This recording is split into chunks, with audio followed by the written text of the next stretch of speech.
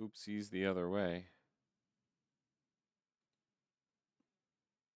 Huh.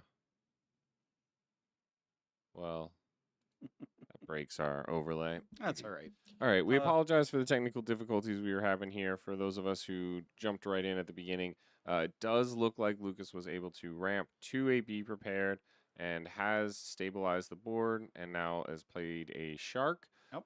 However, as you can see, Kelly has a fistful of cards in her hand, able to do essentially anything that they want. Probably have a lot of options to choose from here. Looks like we will. So we will play the wrong lever on the Maui Shark, wrong lever. bottoming it from the pull the lever that was already in the discard there. So, all right, still getting set up here. We see the rabbit come down in response. Rabbit's not usually one you see in this birds list. I think we saw Brit play this yesterday on stream. There's a number of good lists out there for this color combination. That's one of your favorite cards, though, isn't it, Andy? That rabbit. Yeah, rabbit is really good. It just doesn't really have a great spot in Emerald Amethyst because not a lot of great songs to be sung. A little slower, and you also have just like sort of plenty of card draw between the normal Amethyst and the Diablo and the Prince John if you're deciding to play that as well. Do you think they'll reprint the rabbit? Maybe. They have continued the bounce mechanic in some newer cards, so it seems likely that they'll want to at least keep some of the on play and on leave play cards, like Rabbit, Goat, but they may also just try and stick with the less powerful ones, like Squirrel or Turtle, I believe. Although Turtle may be new enough that it is not up for rotation, but we see another rabbit played. The rabbit is really good B prep insurance, much like a small Diablo or something. Yeah, you're right. Gives you a card. The on turtle is yeah. Shimmering Skies. Okay, but not playing turtle here. So No, but we were talking about it, so I brought it up. Bounce the rabbit. Keep it from being exerted. No targets for that Maui Shark to challenge into here. Very clean play. Very smart moves from Kelly on the Emerald Amethyst. Yeah. Playing this really well. This Amethyst Emerald deck tends to be a little bit more aggressive in its early game. I would say it's kind of like a tempo deck. Yeah, it's not necessarily the tempo version though, given that she's playing Diablo here. The tempo version typically opts out of Diablo, plays Merfolk, and more aggressive line, like you said. However, this seems to be some sort of hybrid, as we definitely do see a Merfolk in Kelly's hand. Continues drawing cards, knows that she's not in any threat of losing the card advantage playing against the Ruby Sapphire list. Only 2 cards left in hand for Lucas, so yeah, and it looks like one of those is a Hades. Definitely very good. So we'll hard cast the friends, opting not to have anything turn sideways and give a target to get that B prep back for that Maui half shark. I think here ultimately the game plan is to just sort of starve your opponent.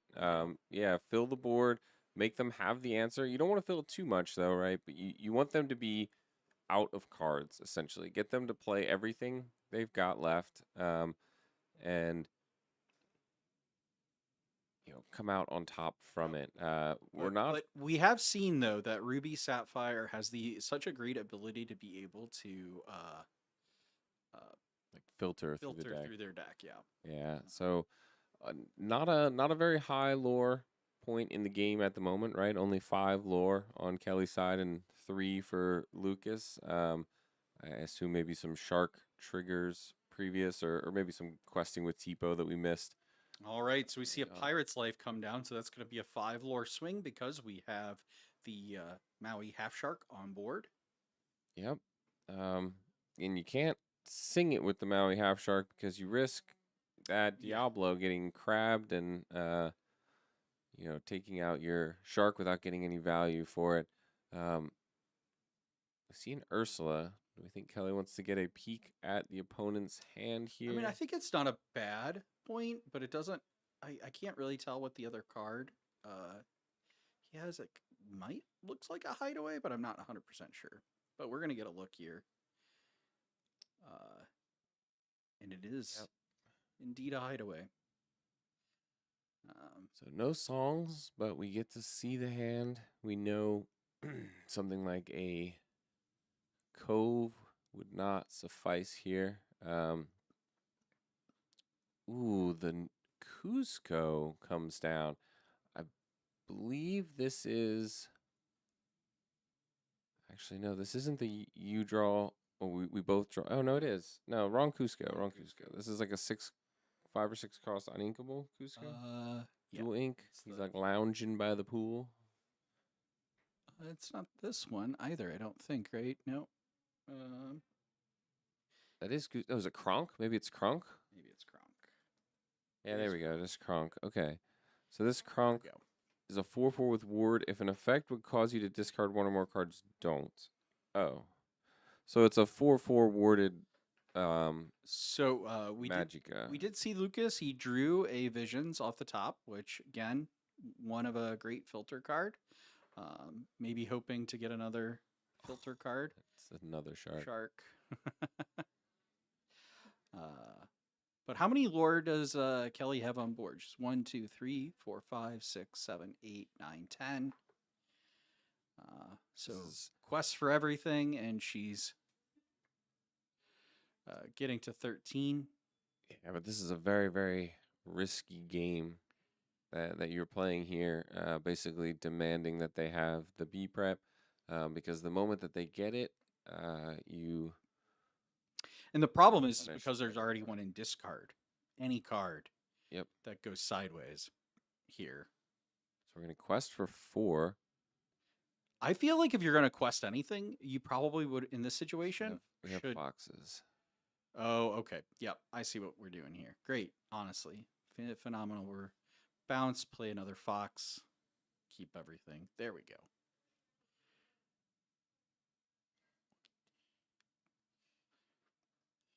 All right. So we're threatening 14, 15, 16, 17 on board. Hideaway, Hades still. 11. We go to 18. It's still not even enough though, right? Because you have to say you don't have. Unless she has 2 turns. Go bounce in hand. No, it looks like a Cusco, no. Crab, and is that Bruno? I don't think so. Yeah, I thought it was a Bruno, but I don't think it is a Bruno. I'm not really 100% sure what that card is. It's a Cricky. There we go, Cricky. Just after we say it, we finally get a good peek of the card. So,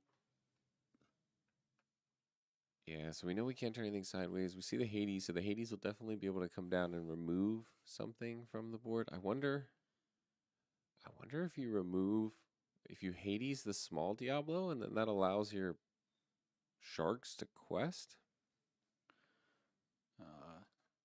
Didn't see what he got. Might be a pirate's life. So the hideaway goes. Yeah, I don't think there's that much value in removing the cove at this point. It's a dragon. Okay. Ooh, and we do the curse merfolk. I don't know how I feel about that. Like I said, the only evasive on the board here is that Diablo. So if we remove that, then we're looking at like Crab Elsa, which already takes out the shark anyway. So you're looking at shifting one of these Diablos into another Diablo and then crabbing it. Yeah. But like, it's just, I don't think Lucas cares if their opponent were to do something like that. So we see pull the lever. Now we see the goat in hand, which is so we'll get a 16, 17 with the goat, right? 1, 2, 3, 4, 5, 6, 7, 8, 9 to go to 16 and 17 with the goat in hand. Do we see? Hmm. I mean, this board state right here proves to me why we'll absolutely need some sort of board wipe reprinted in Yeah. going into Fabled. If there's if there's not enough removal, then ultimately we just build boards Yeah. forever and ever and ever, right? Yeah, Which not the greatest. because this is like a huge risk. Because every opportunity that Lucas gets into his uh, deck is an opportunity that he can hit a be prepared or some filter card to Yep. filter out. And he's got plenty of ink for it. He's got 9 ink, so he can play visions and Well, and he can sing Crap. now Yep. with Maleficent Monstrous Dragon on board. He now has the opportunity to sing "Be Prepared." So, So we replay the Kronk, allowing us to go to 18 next turn.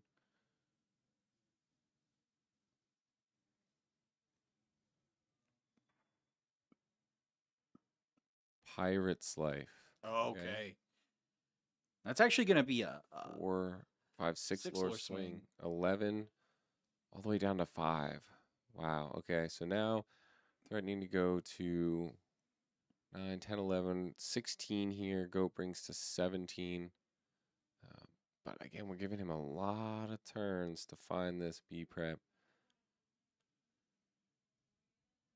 Yeah, And ultimately at this point, it feels like she's kind of sort of pot committed, if you will, to having like she can't turn these sideways early, right? Or else so we have 6.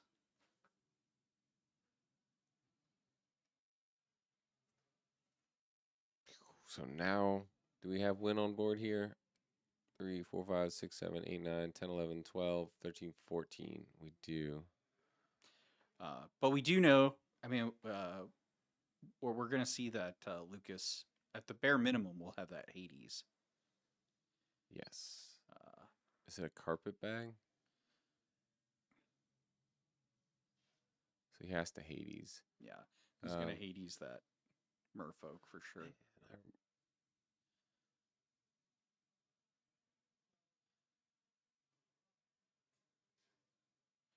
If there's no bounce, then he gets another turn.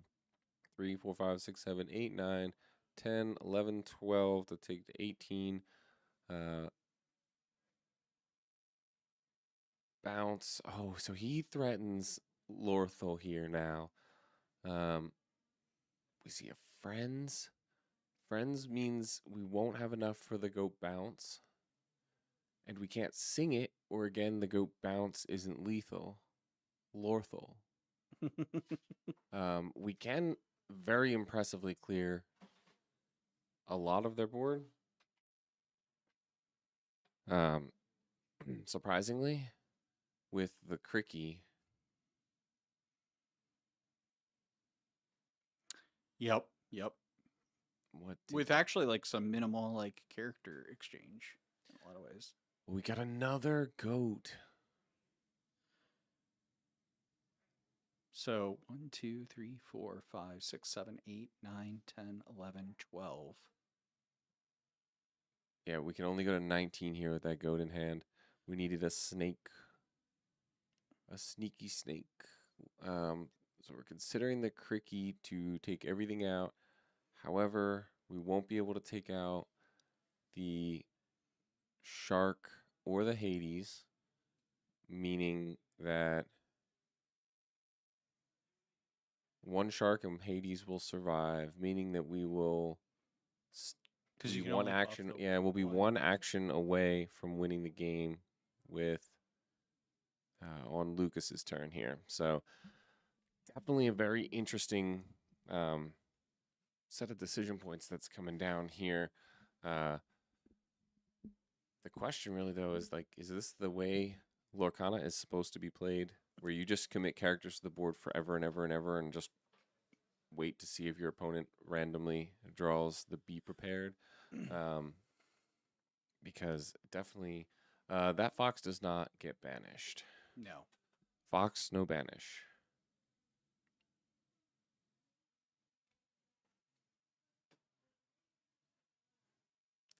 It's just a misplay.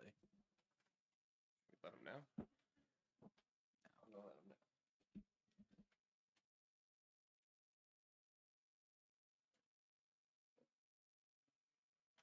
All right, so we have 1, 2, 3, 4, 5, 6, 7, 8, 9. We're going to go to 15.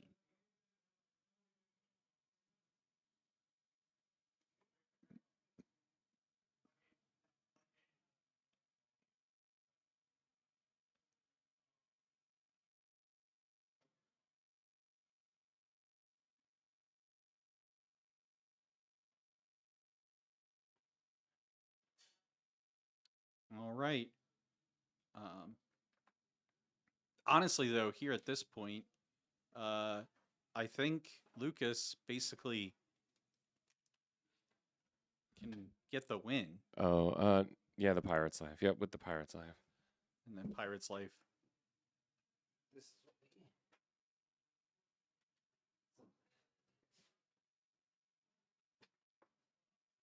Sings.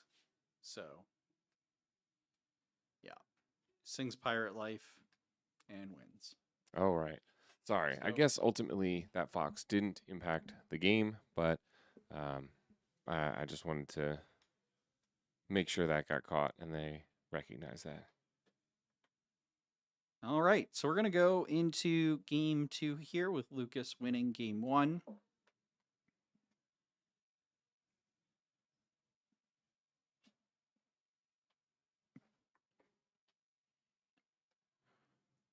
Oh, all right. Everything's reset. We gotta give him a win. Give him a blue square. He's Or red red team. square. Sorry, red square.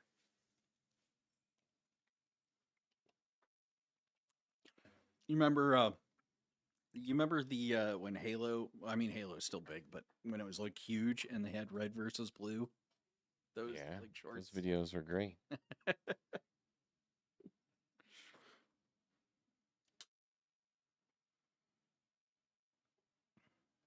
Thank you all for joining us here live.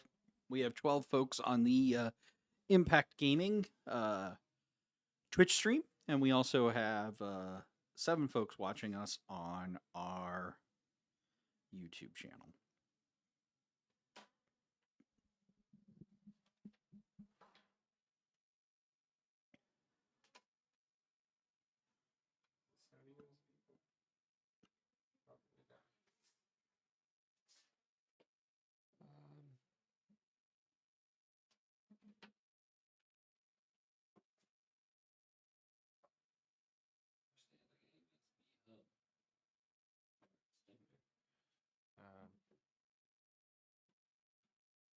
Probably gotta plug it in.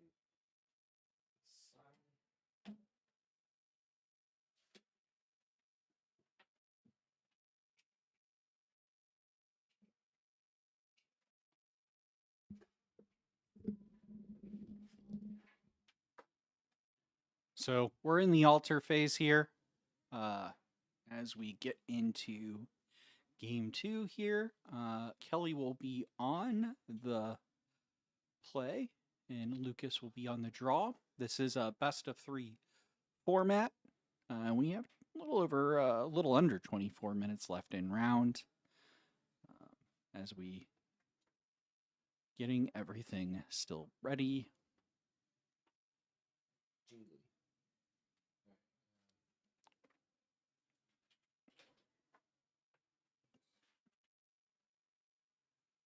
All right, Kelly down with a Diablo. Wants to see what's in hand. We have a popsicle. Looks like Big Sisu, Half Shark, Super Peepo. And so we're going to ink the Pirate's Life, Popsicle. Classic turn 1 play for a Ruby Sapphire player.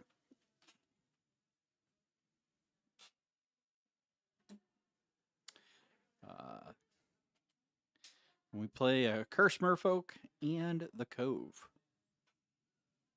But nothing in the cove.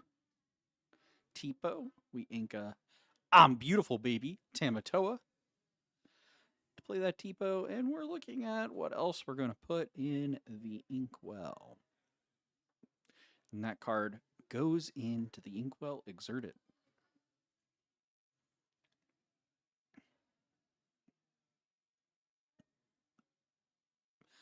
Kelly inks Snake. We're going to play Pull the Lever on the board and draw 2 cards.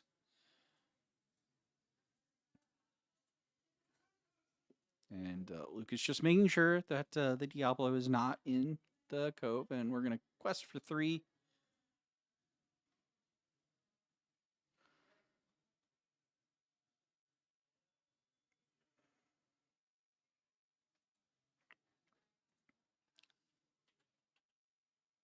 Inks of Vision.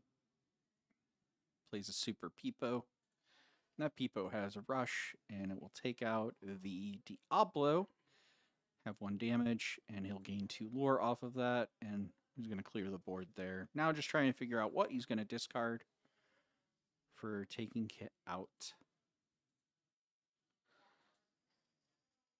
So we're going to discard a Vision of the Future. The great thing is because it's an action, he can eventually take that back with the Maui Half Shark in the future. Although, probably by the time that happens, there'll be better actions for him to take. So, looks like we're going to ink this Cricky. We're going to play another Diablo, see what's in hand. We have a Sail, a Shark, and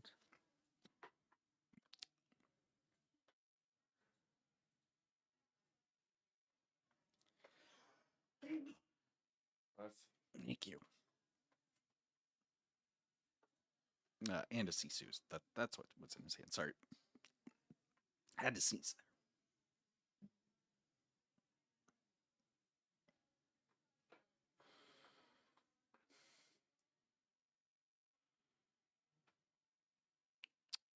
Okay, we're going to play a popsicle on both streams. Just a reminder here. Make sure that you're liking and subscribing, and also just dropping some messages in the chat.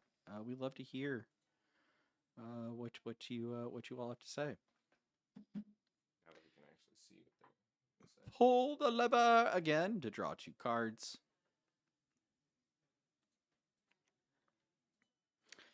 And we're going to play a Diablo again, see what we got. And pretty much same cards. The only difference there is we now have a How Far I'll Go. Oh, we got a Manor. And we're going to bring down that Shark.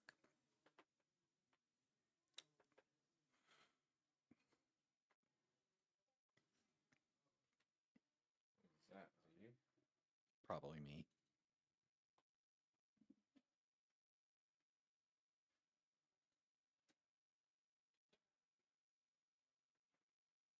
I think it's the Discord beep.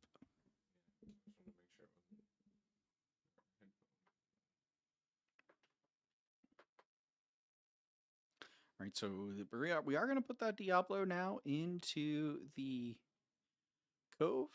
We're going to Inca Cove, and we're going to pass turn. All right. We're going to play a How Far I'll Go. Take a card, and Vision of the Future. All right, we do see a Pirate's Life and a Be Prepared. Looks like also potentially a Popsicle, Tala. Doesn't look like he's taking either the Be Prepared or the Pirate's Life. Didn't quite see exactly what we grabbed there. Maybe a Maui? Plays the goat, gains 1 lore. And quest for 1. Kelly at 6, Lucas at 2. And moves the goat to the Cove.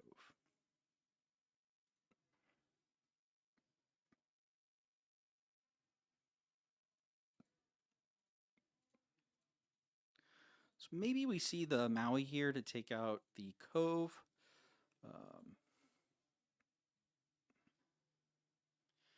Okay, we're going to see the Sisu come down. Sisu is going to take care of, I think, the Diablo there. Because I think the Hidden Cove only gives it +1 strength.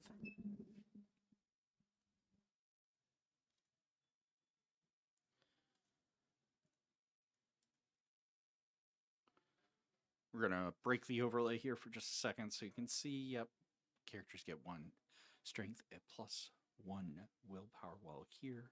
So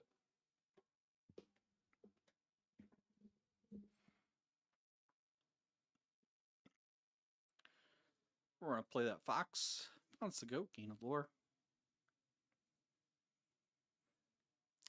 You can really just tell. I mean, I think if you're a longtime listener of our podcast, you'll hear us say this, that we often say that amethyst is like one of the most powerful ink colors. Basically, like anything plus amethyst is generally a good combination.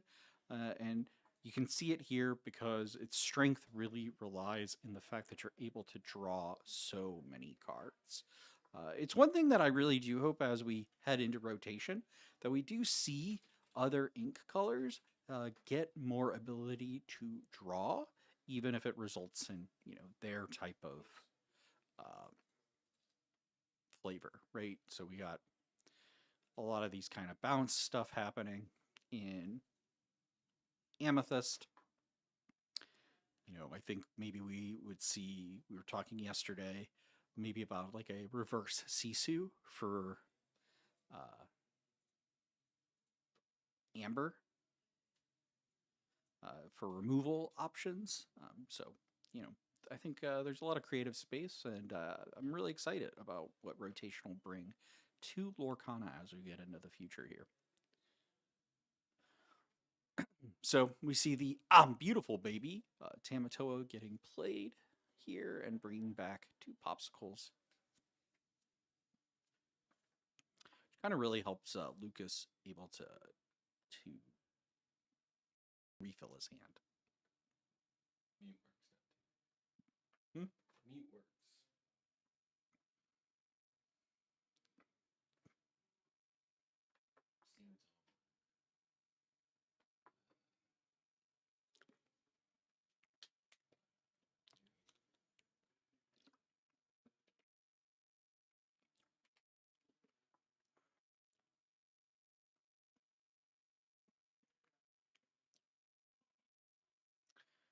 Fox takes out the Sisu. They trade there.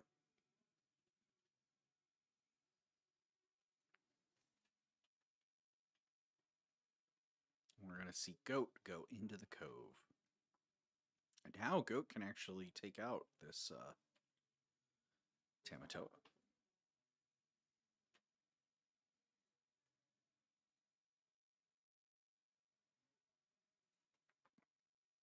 So we see a Grammatala played.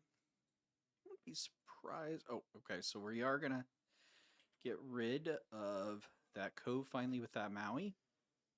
We're going to sing a Pirate's Life. So this will only be a 4 lore swing. All right. I think we got it. I think we've got a bunch of stuff set up now. I think we fixed a bunch of these graphics. Sorry guys. I left you with Vince. I'm very honestly proud of him for not talking about F1 while unattended. But the folks here aren't for F1. They're here for Disney Lorcana. Absolutely. So we see Crab to Goat to Crab to take out that. Was that? Wait, no, was it? No, it's Maui? a Crab to Maui. Yeah, to take. We're gonna wrong lever the Crab. Okay. Ooh, so it looks like the manor's picked up here by. He's had that in hand for actually a while. Oh, it was kind of hard. He was shuffling around. Yeah. But he is finally gonna commit that to the board. He sees the crab come down. He figures, okay, maybe there's no more big boosts that can be given. This manor should hopefully be safe. Just a hideaway left. Oof. Would have really, I think, loved to see a song there, but Yeah, I mean, seeing a hideaway though is that's not a great card for Lucas Oh yeah, in this no, matchup. no. So it's almost like basically saying, okay, he doesn't have anything. That's fine. That's fine. Although I do think Lucas would have liked to see that hideaway earlier when the cove was out. Yeah, that's like its one use, and it's really got to be kind of early in the game, or else it becomes less valuable. A cove is So very easy to take much sail later in the and game. draw a card there. Looks like we Oh, got and a I think Sisu. no, I think we got the shark. Looks like the shark off Oh, it the is top. a shark. Yep. There we go. Take out the crab. Are we gonna popsicle the damage off? I think he's gonna save it for the shark. Turns sideways with the Grammatala, putting him up to 11. I mean, only one card left in hand, and we know that he does popsicle it off, but only one card left in hand. We know that it is that hideaway. Not the greatest card for him to have. So basically, top decking here, but ahead in lore, has the manor, has the shark. Their opponent also notoriously does not have the fistful of cards that they did previously in game one. So you They're definitely really losing that steam. yeah, really got to feel a little more comfortable here as the Ruby Sapphire player. Kelly on the Emerald Amethyst, though, um, I think is really looking to try and draw as many cards as possible. She really needs to draw into some of that removal. I don't know if we have Bruno in the deck, but So we got a super goof. So we're gonna commit that to okay. the board. Looks like we're gonna go ahead and quest with Tala. And pass the turn. So we aren't going to risk that shark No, getting removed. we're getting very, very close to Lorful, if you will, on board. Lorthal. Lorthal? Lorthal. It's lethal amount of lore on board, but lethal is a bit. Not Disney approved. TM. Yeah, that's like only. I mean, we're not Mulan out here just murdering thousands of Huns, right? Mulan has the highest kill count of any Disney princess, I believe. Is that accurate? I mean, She that tracks. blew up like an entire army of Huns with that one single They deserved fireworks, right? They deserved it. Yeah, I mean, sure. They were invading. They were invading Mulan's country. Ultimately, she was drafted. She didn't have a choice. She didn't even have a choice, I right? thought didn't she like volunteer in her father's Well, stead? right, but I mean, Something like her father was drafted, right? Her family was drafted to send someone. It's not even her war to fight. Kind of ridiculous. It never is. I do love those sleeves though from Kelly. The puppy.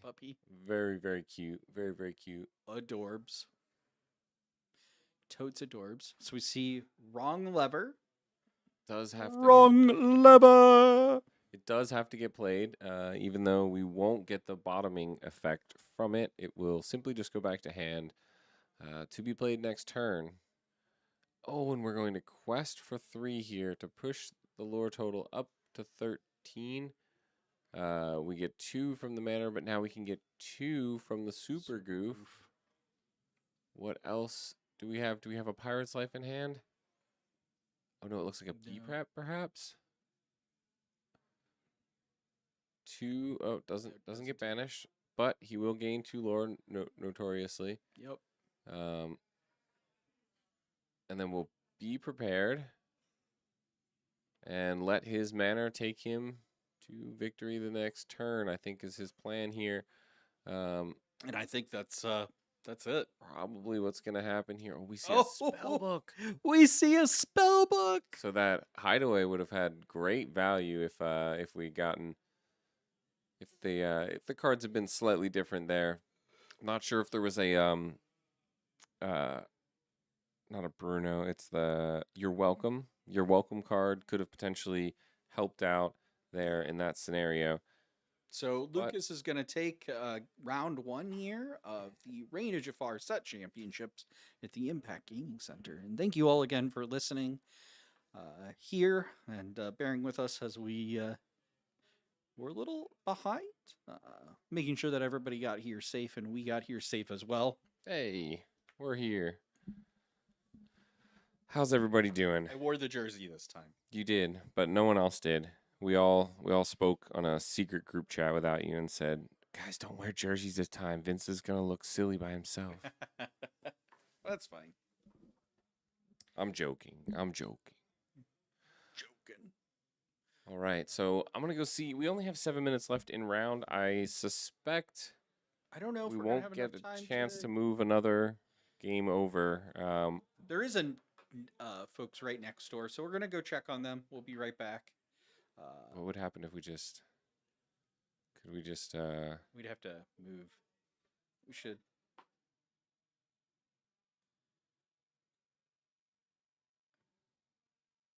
Nope, that's not it either. It looks like they are still playing. It looks like they're actually about to go into another game. Do we want to move them over? Let's go see. They only have 7 minutes left. I feel really bad. I don't want to make them That's fair. lose out, but I am gonna see if I wonder if the camera can just like view it, right? Maybe we can just move it over here and see if it will.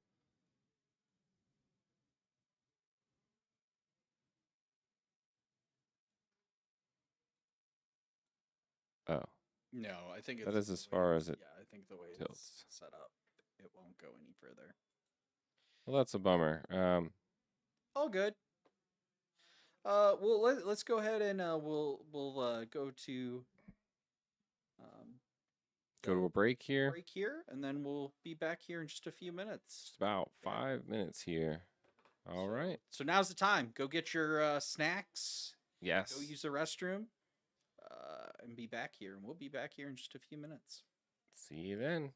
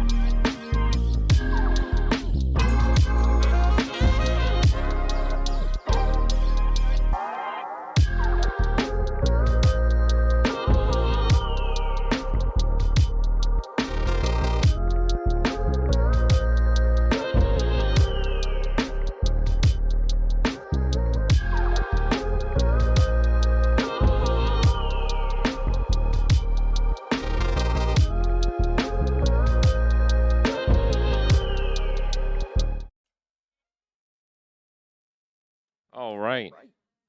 We are here. We've got Brad, everyone's favorite mayor of Lorcana, versus Eddie, a friend of the podcast here.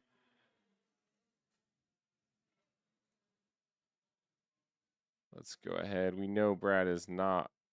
We know what Brad's playing. I'm almost certain. Of course. Would he play anything else? Oh, that was a little loud. Sorry. He would, but Would he? Would he though? yeah, he plays Fossa. Anything with Fossa in it?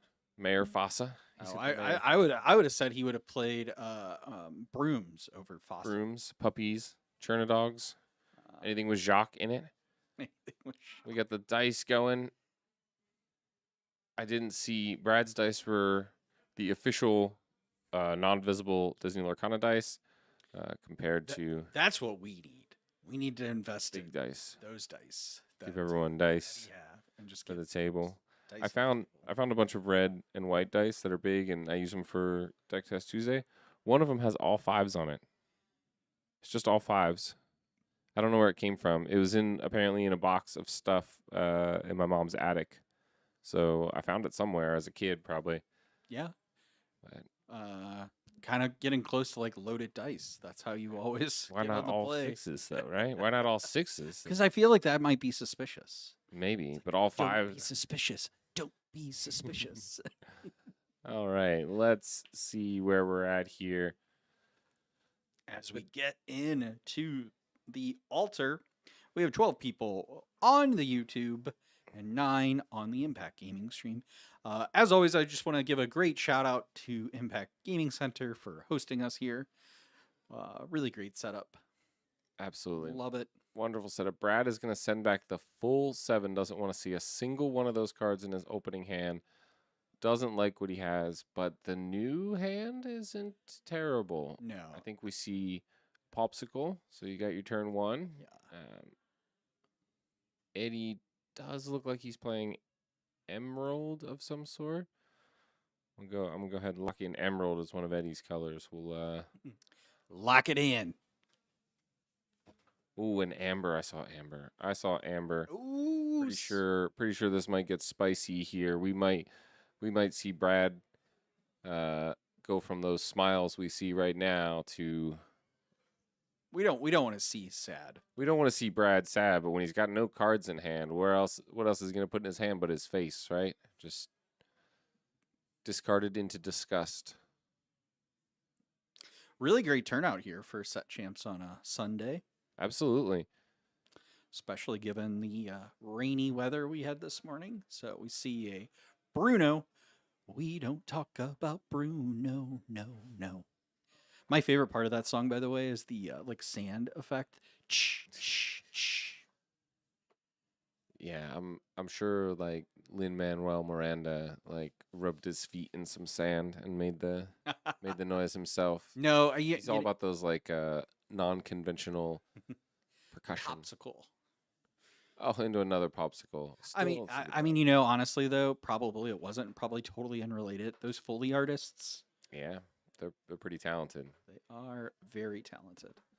So, no pop bell like Brad wanted. I'm not sure if he even had the friends on the other side. I keep trying to tell him, man, 1 of 4 popsicles, 1 of 4 bells, 1 of 4 friends on the other side. Needing that in your hand is a very, very big ask. We will see the bare necessities come down. We have a few targets. Oh, no, Brad. Just have one. Brad, he could take that popsicle or that friend, that finder's that's right. keepers. Yep. He noticed it here. So 3 targets. available for What the do you bare take here? necessities. Maybe the Finders Keepers, actually?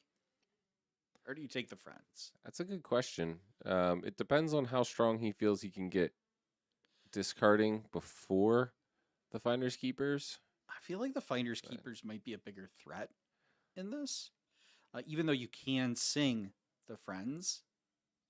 I okay, mean, I can't really blame him. I feel like that's a hard choice.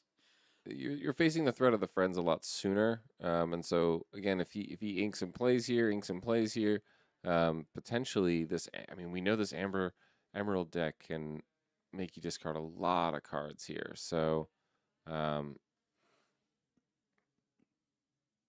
oh, we see the Elsa come down. Oof. So he is keeping a healthy hand size here, but will we see Prince John played and developed this turn? EJ.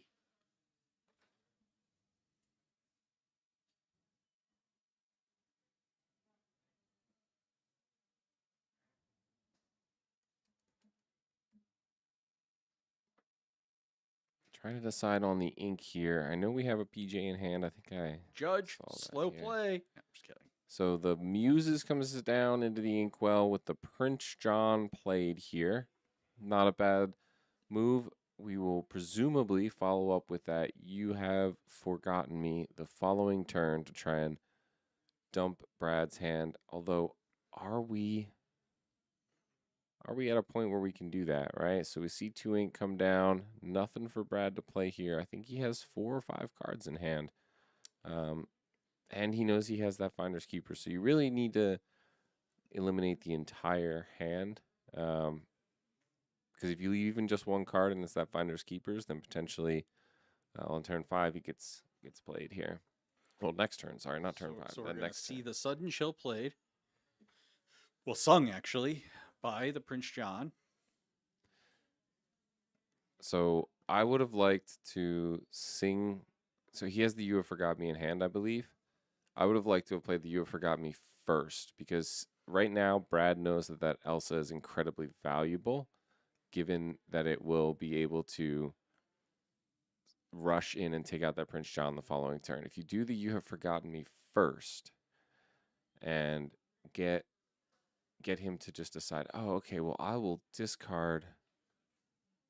Oh no, maybe he doesn't have the You Have Forgotten Me. Maybe I'm just crazy here, but if he does have it, you want to get to a point where he's like, okay, well, maybe the Elsa is the card to get rid of because I can't use it on this Prince John, right?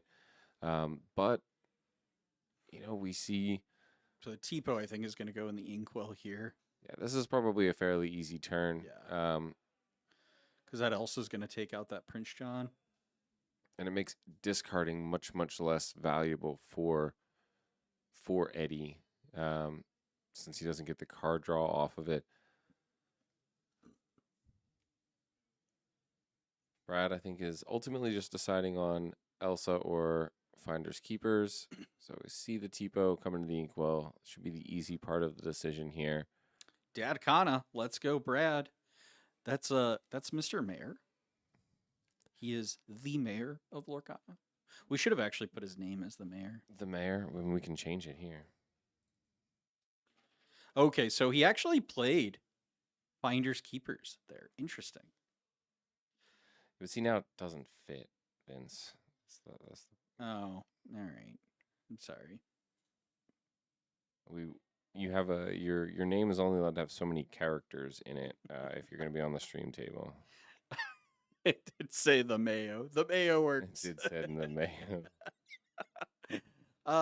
I'm kind of intrigued that I guess he wanted more cards in hand there for the potential Yeah. thing. But My thought was maybe he didn't have a card he wanted to ink, and also maybe he just doesn't have the You Have Forgotten Me. But he did. He did. No, I'm talking about the Brad over here, the mayor.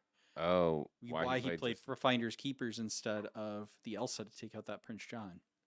Very interesting. Yeah, he's gonna regret that when this Prince John never turns sideways ever again. Lol. Yeah, Insert foot in mouth as he turns Prince John sideways. I wonder why he keeps turning that Prince John sideways. Like that's just one of those cards I feel like you just don't. I mean, especially in this match, there's nothing Brad can do about that, right? If it's Absolutely nothing. nothing, no option for him. Oh, and he opts for the Diablo with the Elsa.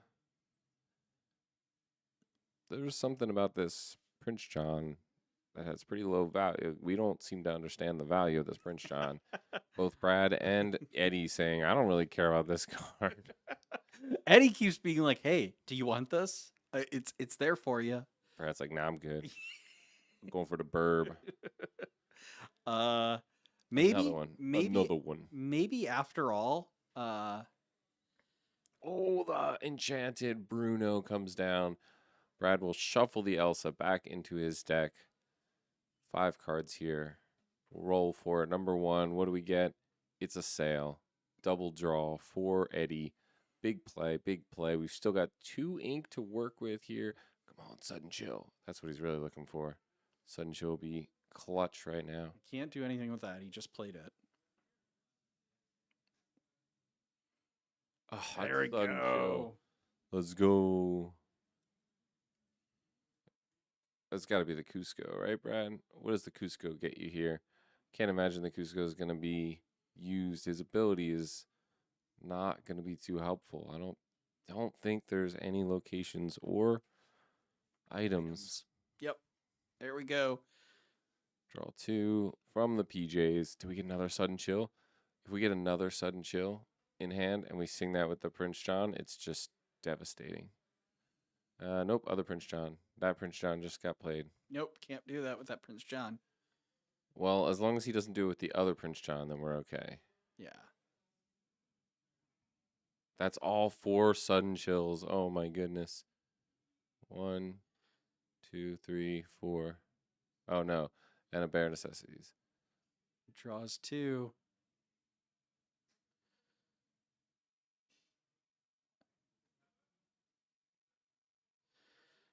Yeah, that's just brutal. This discard. I will firmly say it, even though I know there are discard lovers out there. I do think discard is one of the most unfun mechanics of the game. Yeah, like the discard is definitely unfun, but there is the argument that there has to be some interaction with cards in someone's hand. Cards on board aren't safe. Cards unexerted aren't safe. There's different levels of safe for a card. Yeah. And being in the hand should be the most safe a card is, but it's not free, right? They shouldn't just get to live there rent free. So we finally see a Prince John taken out. The Elsa comes back down. Had to be expected by Eddie. Yeah. I think. So I will say maybe this is a controversial opinion, but I don't necessarily I think have a problem with cards like Bruno that kind of like randomly discard, or cards like Ursula that can pull like a very particular type of card out of your hand. Discard. Yeah. It's really kind of just like these cards like Sudden Chill and Discard. Yeah, it's like Discard. Please stop. I've had enough. Vince actually is the chairman in chief of the Bring Back Bucky campaign. He's been canvassing the Lorcana community, trying to bring back original Bucky. He loves discard so much. Oh, and see, here we got another discard card. Whenever you play this character, choose an opposing character. Discards. Under the Seed. So I think he has 2 Under the Seas in hand, which is why that was used on simply one character. Brad is in a tough spot here. He did get to keep to his friends. And so he... Is that a bell? Yep. It is a bell. Ooh, he inks the Tamatoa. I'm not sure how I feel about that decision. Okay. Oh, and he shifts. And then he can shift the bell. Okay, that's not a bad play. He gets his hand empty. Ooh, especially with that You Have Forgotten Me that just came off the top. Does Eddie hold on to that "You Have Forgotten Me" in I case think Brad now has he's got to forgotten play the him? muses, right? Muses would be pretty big right here. Well, we see a Diablo come down. Oh, he's going to ink the "You Have Forgotten Me." See, I like the idea of holding on to that "You Have Forgotten Me" So we do see the muses come down. and hoping that Brad has forgotten him. And then at which point we will I just think discard. at kind of at this Discard. point, Brad is almost certainly going to ink or play every card in his hand. So Yeah. so we see that. All it takes is for Brad to have forgotten him.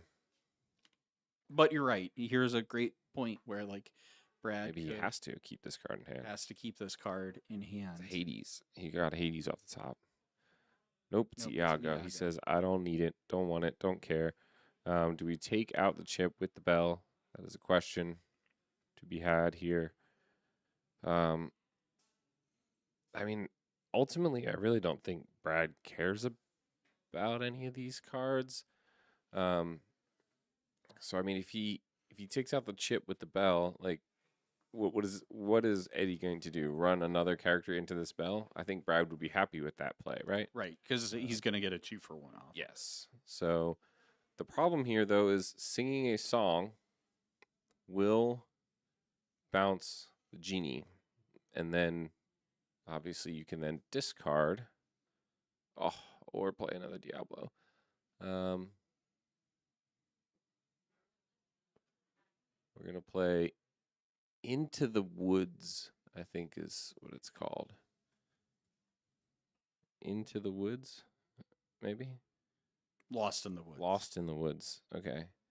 So opposing character gets -2 on the start of your next turn. Did he then? And then he played Under the Sea. He sang Under the Sea? Yeah. Or no, where did the Ariel go? Where did Ariel go? I missed something. Yeah. Not sure exactly what happened there. Yeah, I'm kind of confused. If anyone in chat saw what happened there, I thought what would have happened would have been the muses sing into the Lost in the Woods. I think he, I No think he, trigger. I think he Oh, he hard bounced passed it. the Ariel. He bounced the Ariel. So he sang into the woods, and then he used Ariel and Prince John to sing Under the Sea, and then bounced his own Ariel back with the muses to try and find another song. So we are going to see Strike a Good Match come down, I believe. Draw 2 cards, then choose and discard a card. But notoriously, it is, specifically, it is a song. So we will get a muses trigger to bounce the Ariel back again to continue looking that's for such a more good songs. move. Brad shaking his head. Jimmy in chat. Keep digging, keep digging. Eddie bounces his own Ariel a lot to get more songs. You're right. It took us a minute to figure it out. Lost plus under is a fun combo. He couldn't find it against my board of Rhino Lawrence yesterday, but if he did, I would have been cooked. All right, so we see the Kita. When you play this character, all characters get -3 strength until the start of your next turn. You know what's worse than your opponent drawing every time you draw? Your opponent drawing 2 cards every time you draw. Because that's what Eddie is doing right now. It is absolutely disgusting. Brad on the board, though now at 3. Looked like he was a bit happy about that.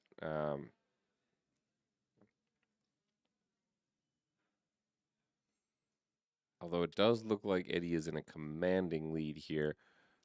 We will see an Ariel come down. You know, it's not over till it's over. But this is one reason why I just have not fallen in love with Blurple. And here's the thing: for Blurple lovers out there, I think this is a great deck. I really do. I think it's one of the best decks this set. But one of my biggest gripes with it is when you have wide boards like this, it's very hard to get out from under it. Yeah, even a Monstro, the new tool that they got, just isn't going to cut it. Yeah. Under the Sea. He does another Under the Sea. Baby, it's better. But on Brad the bottom will get of your one deck. more for that. But quest Quest for for 4 to go to 4. 14, and I believe 1, 2, 3, 4, 5, 6, 7, 8, 9. We are threatening Lorthal here, the Radigan, Oh. and he couldn't ink, so he wouldn't even survive the turn. And Brad falls to Eddie in game game 1 of round 2 here. So they're going to shuffle up here, and we're going to come back to our pretty faces. We could do the middle one too, where we get to watch them shuffle. Yeah, we could do that too. Which one is that? Sideboard, I believe it's called. I didn't name them. I didn't have the time to rename them. It's all good. It's all good. So yeah, we're so Brad will be on the play. I can't remember if he was on the play in the first game. I don't know. I don't believe so. I think Eddie played Inked and Passed, and Brad played Popsicle, and then we saw the. I need to do a better job of keeping track of that. I always kind of lose track of. Yeah. Well, we definitely know that Brad will be on the play in this game, though. What do we think he is looking for? Oh, he puts the hair up. Brad puts the hair up into the mayor bun. We know that is a classic mayor is getting serious move here. Eddie and Brad are good friends, so maybe Brad was just I mean, letting him win the honestly, first one. I really think what Brad really wants, and you've already said this, but I think it's bears worth repeating, is he wants to see. I think he puts almost all of this back, actually. He wants Bell Pop friends. Bell Pop friends, exactly. That doesn't answer Diablo. He needs a Peter Pan Shadow Finder, I would think, as well. That's a card I'm definitely keeping against Diablo every single time. In fact, I often keep it if I don't know what my opponent's playing because it is incredibly good into Steel Song and the Diablo decks. Because when they turn sideways to take out one of your early characters with like a Cindy, you can swing in with the Peter Pan and punish them. And the Diablo obviously has to be exerted, and you'd be able to get good value off of that. Yeah. Do we know the number of players here? Because I'm curious about how many rounds will be. Are we at the 5. five round? I believe we will do 5 rounds, and I believe we have 28 players, 26 players, something in that amount. Yeah, and that is gets us to top 8 to get the Jafar High Sultan of Lorcana playmat, and then the top 8 players will get the foil card, and all participants should get a non-foil card. Yeah, promo. You think we get one as casters? I don't know. We did last time. All right, so we see ink pass from both players on turn 1. Brad does come out with the sail. His turn 2 ramp as desired from Blurple here. Considering what to ink, I think it has to be that fox. The fox is just not as valuable. Yeah, and he is keeping that Shadow Finder. The Finder's Keepers. Ooh, maybe he fears a second Bare Necessities. That would be... Because it is the only target in this case. It is, yeah. So better to ink it. Ursula. Oh, he had Into the Unknown. So what was the value of inking the Finder's Keepers? Yeah, I think you're right. I think he was playing around. I would ask Brad, but he's just gonna be like, you know what, man? I don't know. I hate this card, and that's a very valid answer. I mean, I don't think there's a bad play, at all. Oh, we get another one. He got his Into the End. I think that card is not great here. You don't like that card in general. Well, especially in this matchup too, though. Like, what are his targets here? I mean, I agree. Sudden Chill. Just discard that. Yeah, I think the Into the Unknown. I agree. I mean, I guess you could use it next turn to get rid of his Ursula, but I think he would be happy to have his Ursula inked for him. Yeah, Yeah. there we go. And we can also see Genie bounce and the Ursula taken out with the Fox here. Brad is not going to be able to ink though, unfortunately. No, you ink the Fox and you play the Shadow Finder, and then you Shadow Finder Genie into the Ursula.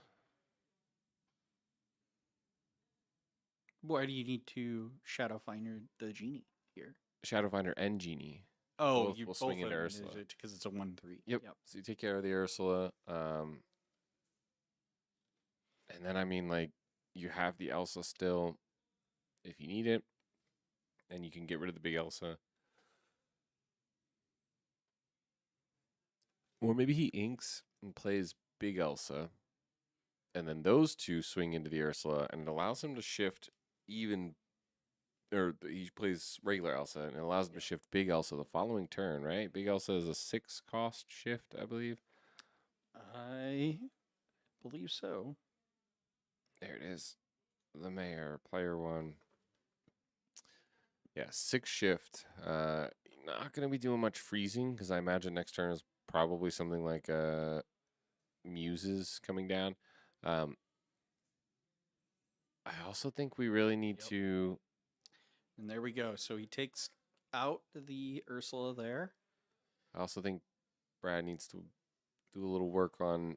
Maybe both the players do here. We are time management is not going great here. We all know Brad is not the quickest player, but 24 minutes, barely into game 2.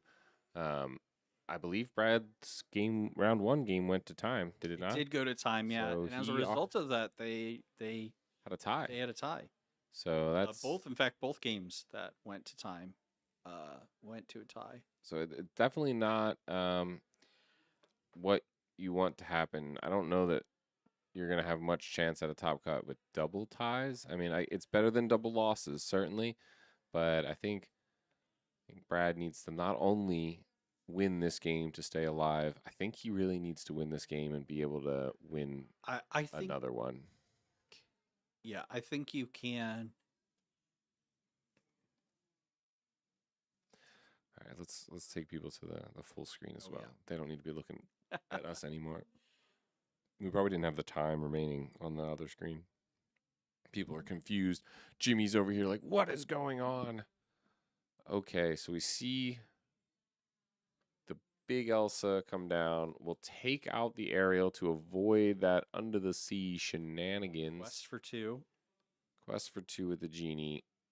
This is definitely This is certainly a better start for Brad. Eddie has not really been able to get his. until you count the cards in Eddie's hand. Yeah, I mean, fair, but Bruno. I'm just saying, certainly a better match. He's got a Bruno in hand too. And is that a Louis? Does he have another Louis? He inked one earlier. I will just say though, like, well, do you Bruno the Elsa? Because then both cards go back into your hand, and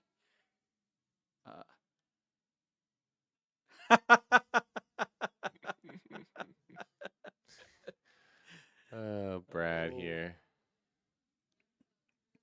Play into the camera. I think he's a little tilted. How about you? What do you think, Vince? Yeah, I'm thinking of that. So, Jimmy coming in with the math here. 302 would be fine. Usually, that's winning 3 and then IDing.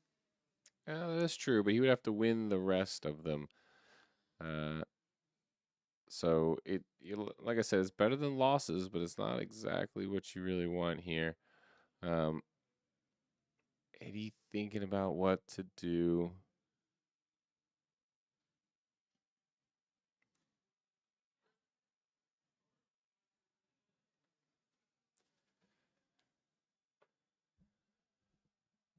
All right, so we do see the Bruno come down. We do. We don't talk about Bruno.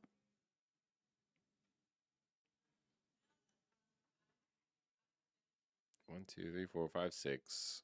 5, 6. That is Big Elsa. Oh. Honestly, the best card to have gone back to his hand.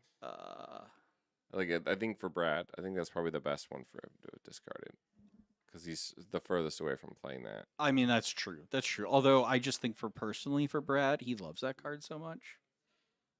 He does. He does like He's that probably card. like, oh no, not the Spirit of Winter. So he inks Elsa, drops both the Pan and the Iago, and then just goes into top deck mode. Quest for 2 every turn with that genie, and hopes he doesn't have something like a Muses or an Under the Sea. He loves that card so much. I would actually consider letting Brad play with the Enchanted I have in like a major Oh, right. In a major Yeah, yeah, competition. Yeah.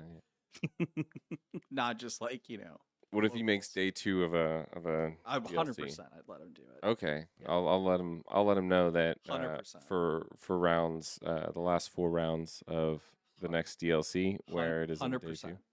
100% I would let him You do do it. you do realize we all make day 2 in DLCs now, right? Because 4 of the rounds of Swiss are on day 2. Well, So that's the joke. yeah, but you knew what I meant when I said day Yeah, but you signed the fine. You I didn't read didn't. the fine print when you agreed to the But contract. here's the thing: I is said day like 2. That's all I said. we have a That's what I said. Brad, you heard contractual it. Brad, you heard it. understanding that means top cut. Mm-hmm. I mean, Yeah, so top cut. English language says top cut means top cut, and day 2 means day 2. So, Brad, you heard it here. Feel free to call up your lawyer, Yeah. and be sure to play with that Elsa on the last 4 rounds of Swiss on day 2. So we don't see the Muses, but we So we see a Lewis. do see a Louis come down. Lewis, sorry. That's Friends. Oh. So what we can do though is we can swing the Iago in. We can play the Iago, swing that in, and take out the Lewis, which makes Genie free from. I mean, he can't quest, but he will unfortunately be unable to. Or he won't have to challenge to his banishment. So he's going to quest for 1 with the Quest to go to 5, pass the turn over. How many cards are left in Eddie's hand? Are we getting to a point where nope, we're not. Okay, 6 cards in hand. That's still very scary. Only 18 minutes left, you guys. The speed at which this is happening is providing anxiety. Discard. Brad looking at it, hoping it says something different than discard. Elsa goes. Because he has the damage on the Iago to move over to whatever gets played. He's just hoping for the best. No more discard, please. None more. Oh, we have a Lady Tremaine in hand for Eddie. Yeah. And we will pass the turn. Okay. So what is drawn by Brad? Let's see. I mean, the bell, I think, is a very good play here. However, what else was drawn? We can't see. It was a goat. Goes to 6. Very interesting. Very interesting choice here. I think we just So quest for 4 to go to 10. I mean, he is just trying to race here. I mean, and Eddie has no lore on the board at this point. He needs an Under the Sea.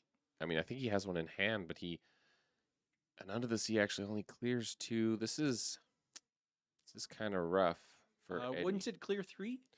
Doesn't it clear the Iago?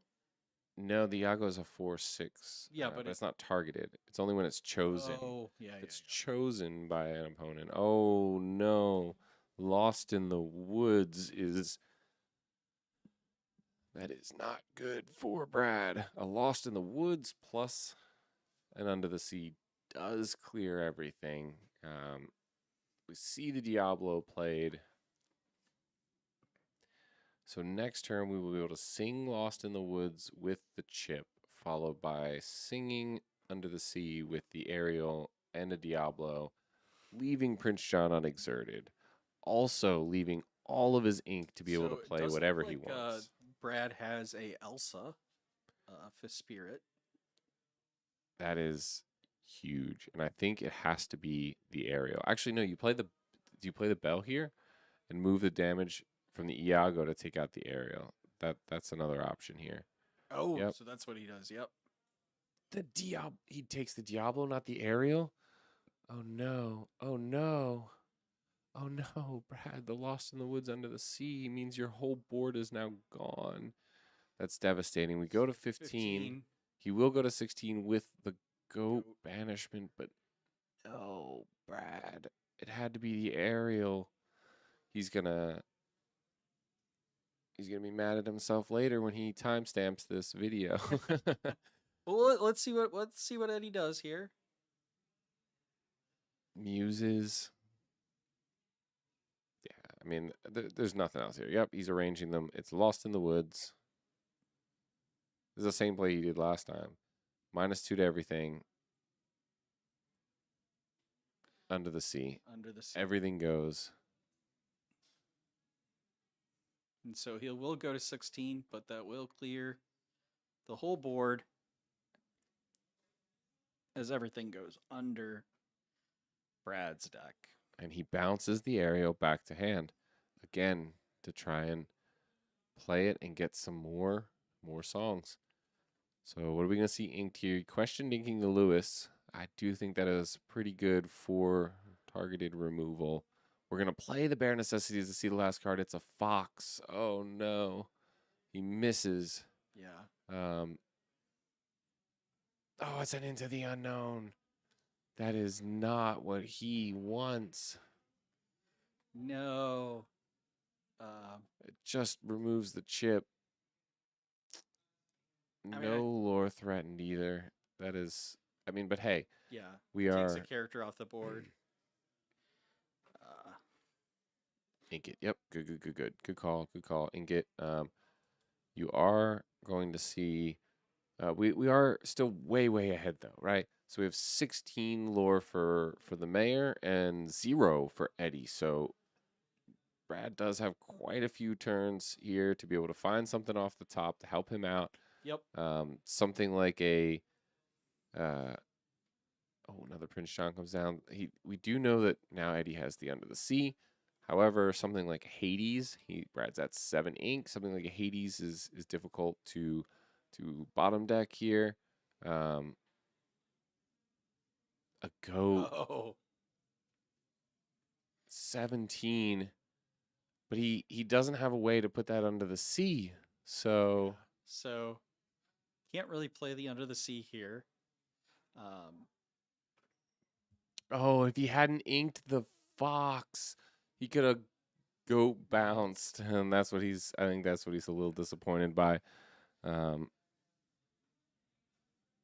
Yeah, Jimmy has a good point here. Singer 5, too good to avoid. Diablo, banish on site. Reflexes from other Diablo decks. It's hard to shake, though. Absolutely.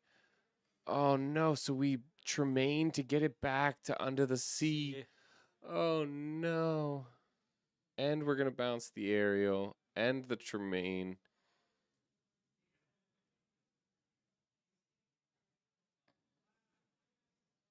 Oh my goodness. So the Lost in the Woods trigger bounces the Tremaine, and the Under the Sea trigger bounces the aerial. And we get them back so that we can do this combo over and over and over again. This is. Ooh, Elsa. Elsa's not bad here. Elsa's. Nope, not a bad card. Take out a PJ.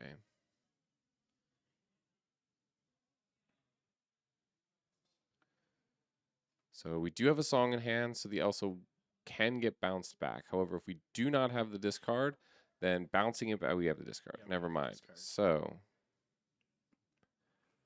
Brad is at 18, so we're going to see Ariel played. Okay. Looking for maybe a better song here, like Strike a Good Match or something. Actually, he needs another song to be able to bounce it. Yeah, Strike a Good Match is a great choice here. That's the one he wants to find. So he doesn't have to play the Painting the Roses red, which won't be great. We'll draw a card though for him. Oh, so we Louis the Elsa instead. Interesting choice.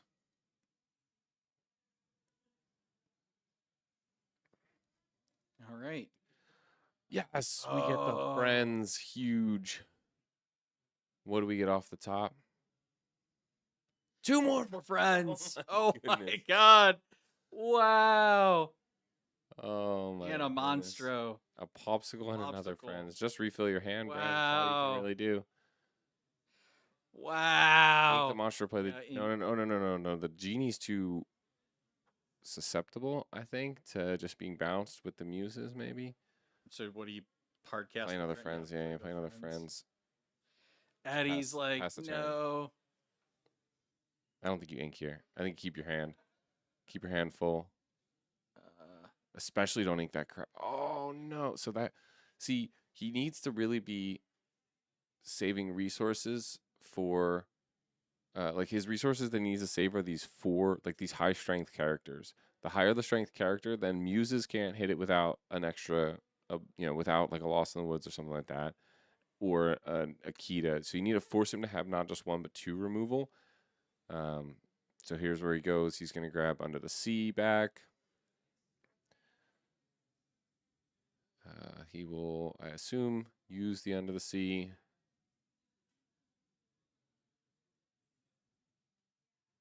yep.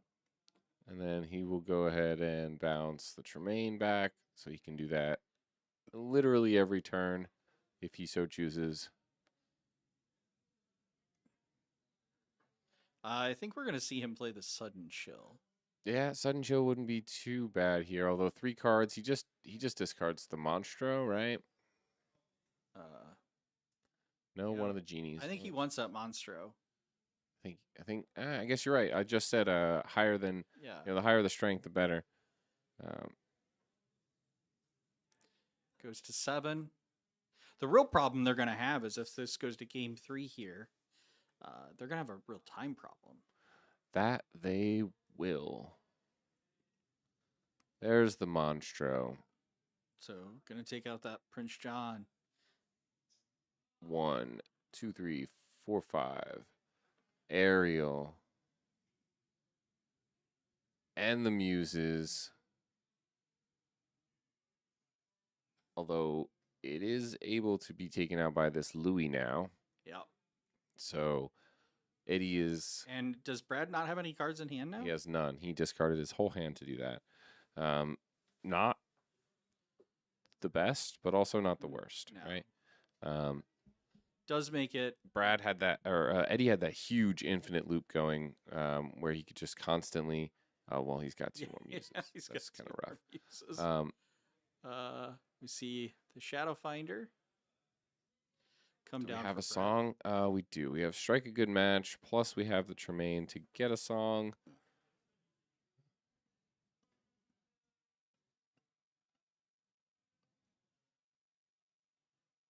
All right. We're going to discard the Ursula. I don't think he needs that. No. He is. What is he going to do here? Tremaine to get the Under the Sea back. Ooh, does he? He gets the Sudden Chill back. Oh. Just going to make him discard it. Yep. Yep. Sing. Bounce. Yep. Nasty, nasty.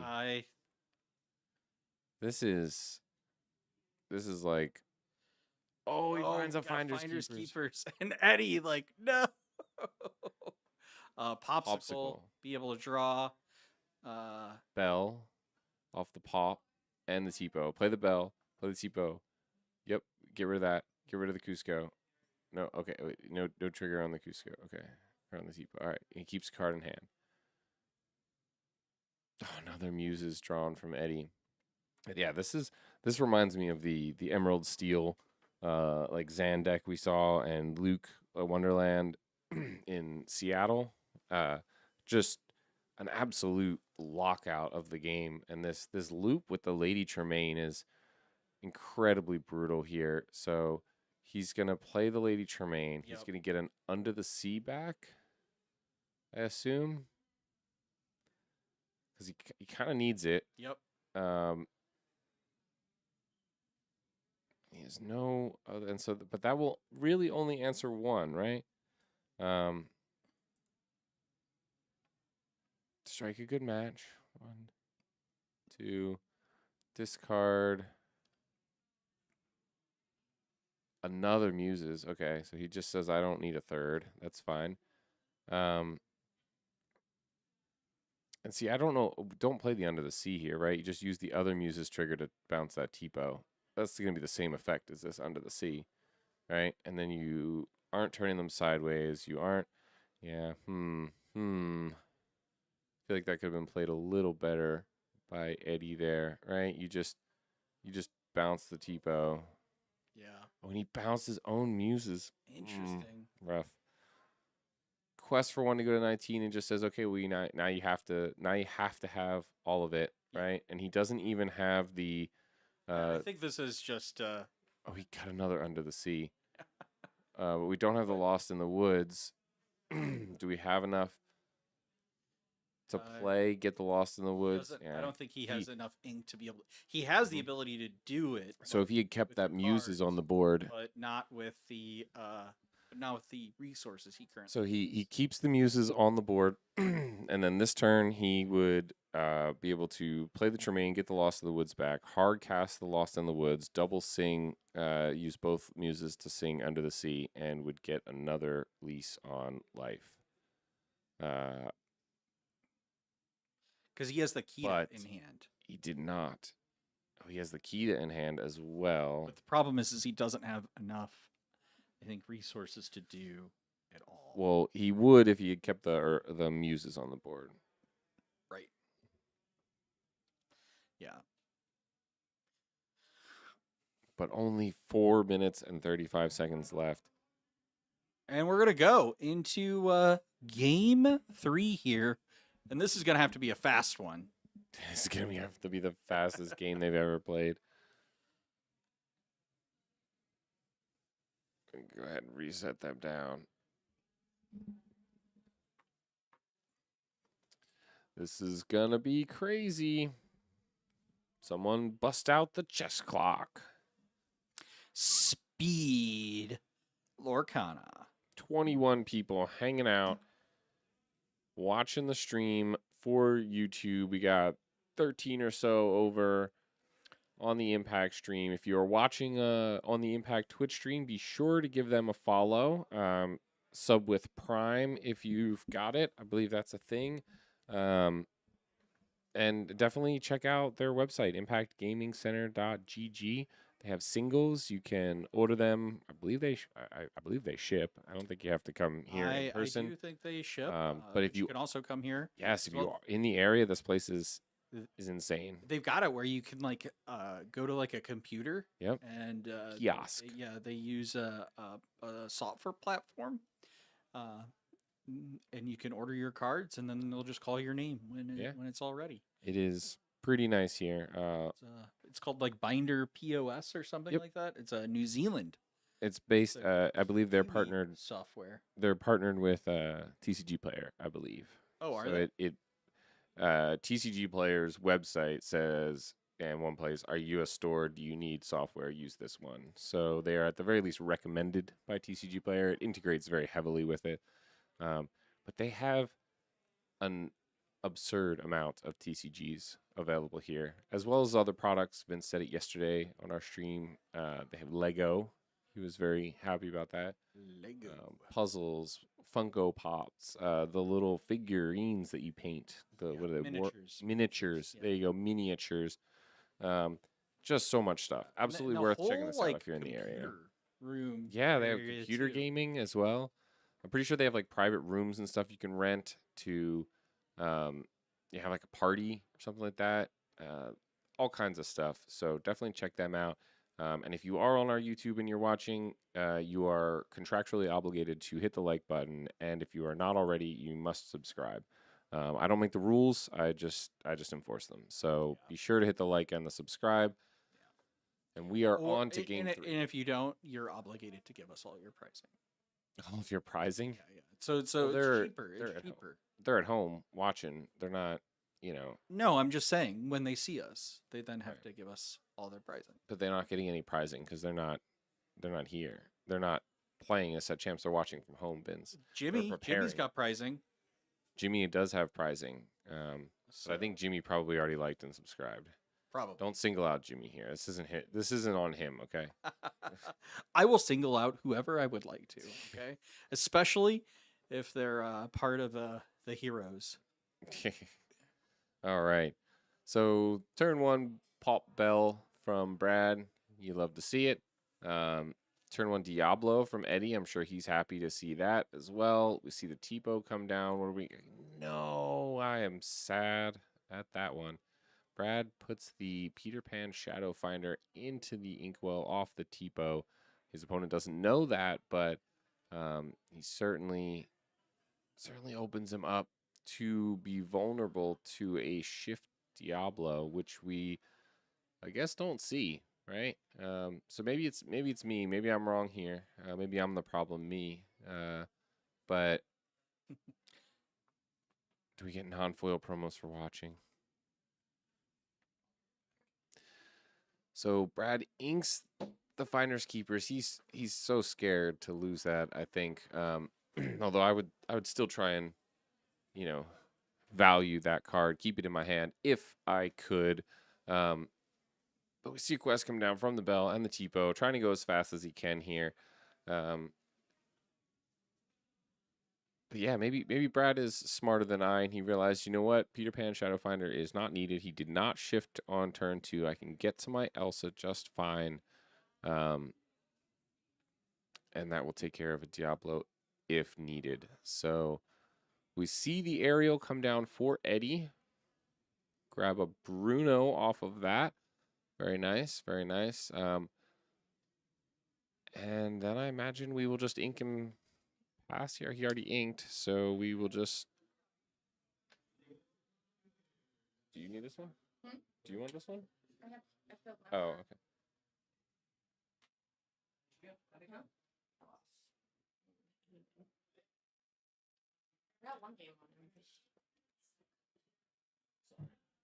All right. So it looks like that is time and round. So we go to turn 1 here. Doesn't look like this is going to end in a definitive winner here, unfortunately, based on the current board state and the number of turns remaining.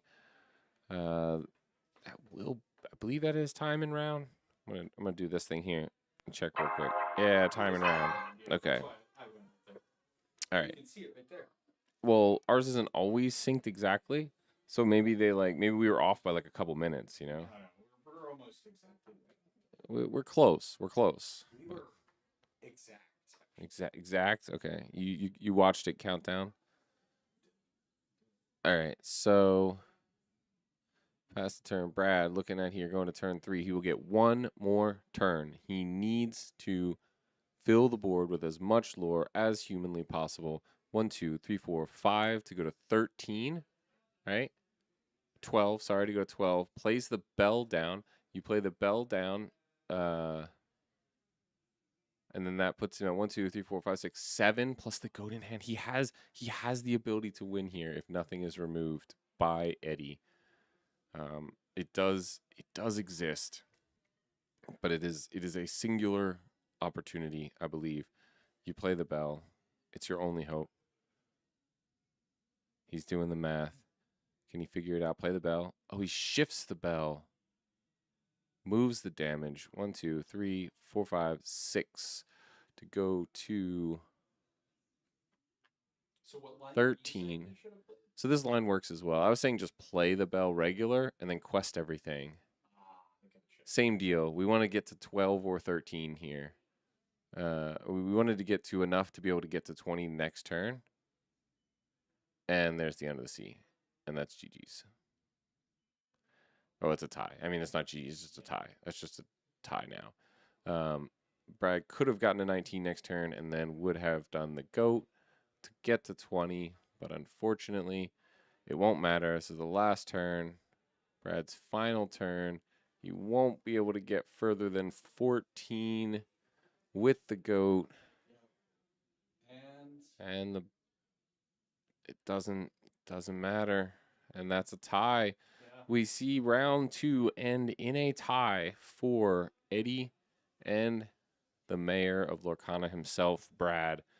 I think that's 2 ties now for Brad. So as Jimmy pointed out earlier, you know, it was possible, but it just did not did not come to fruition here.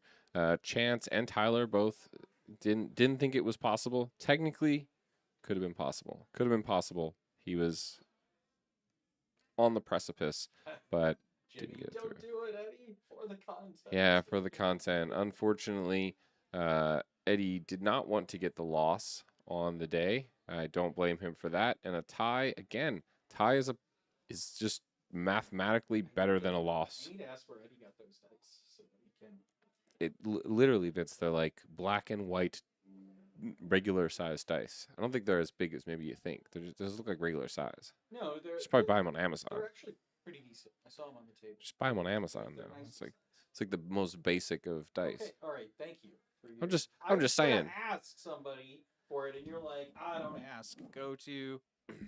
Was I? Oh, I could hear you, but probably only distantly from my microphone. But I don't know. You just like you look at it and you're like, wow, look at those dice. They have like floating dragons in them. They're so cool. Where did you get those? It's like, oh, he's a custom dice maker on Etsy or something. You're like, wow, those are plain black dice with white dots on them. Where did you get them? I'm sure I could. I'm just saying I would ask Eddie so that like we could get them for the table because they actually look really great. They're very clean. To see. They work well on the black playmat that is provided by Impact Gaming Center here. Over 10 people watching on the Impact stream. Over 20 people watching on the YouTube stream. Yeah. Hit the like, hit the subscribe, hit the follow on the Twitch. Hit us up in the chat. That was only round 2? Someone told me this started at 10:30 today. That is incorrect, unfortunately. We did start at 12 o'clock today. We obviously started a little late, but the event was scheduled to start at 12 o'clock today. So that was round 2, finishing up there. It is time and round, so we will likely be going to the next round, hopefully soon. Yep. But we're going to be right back with that for you.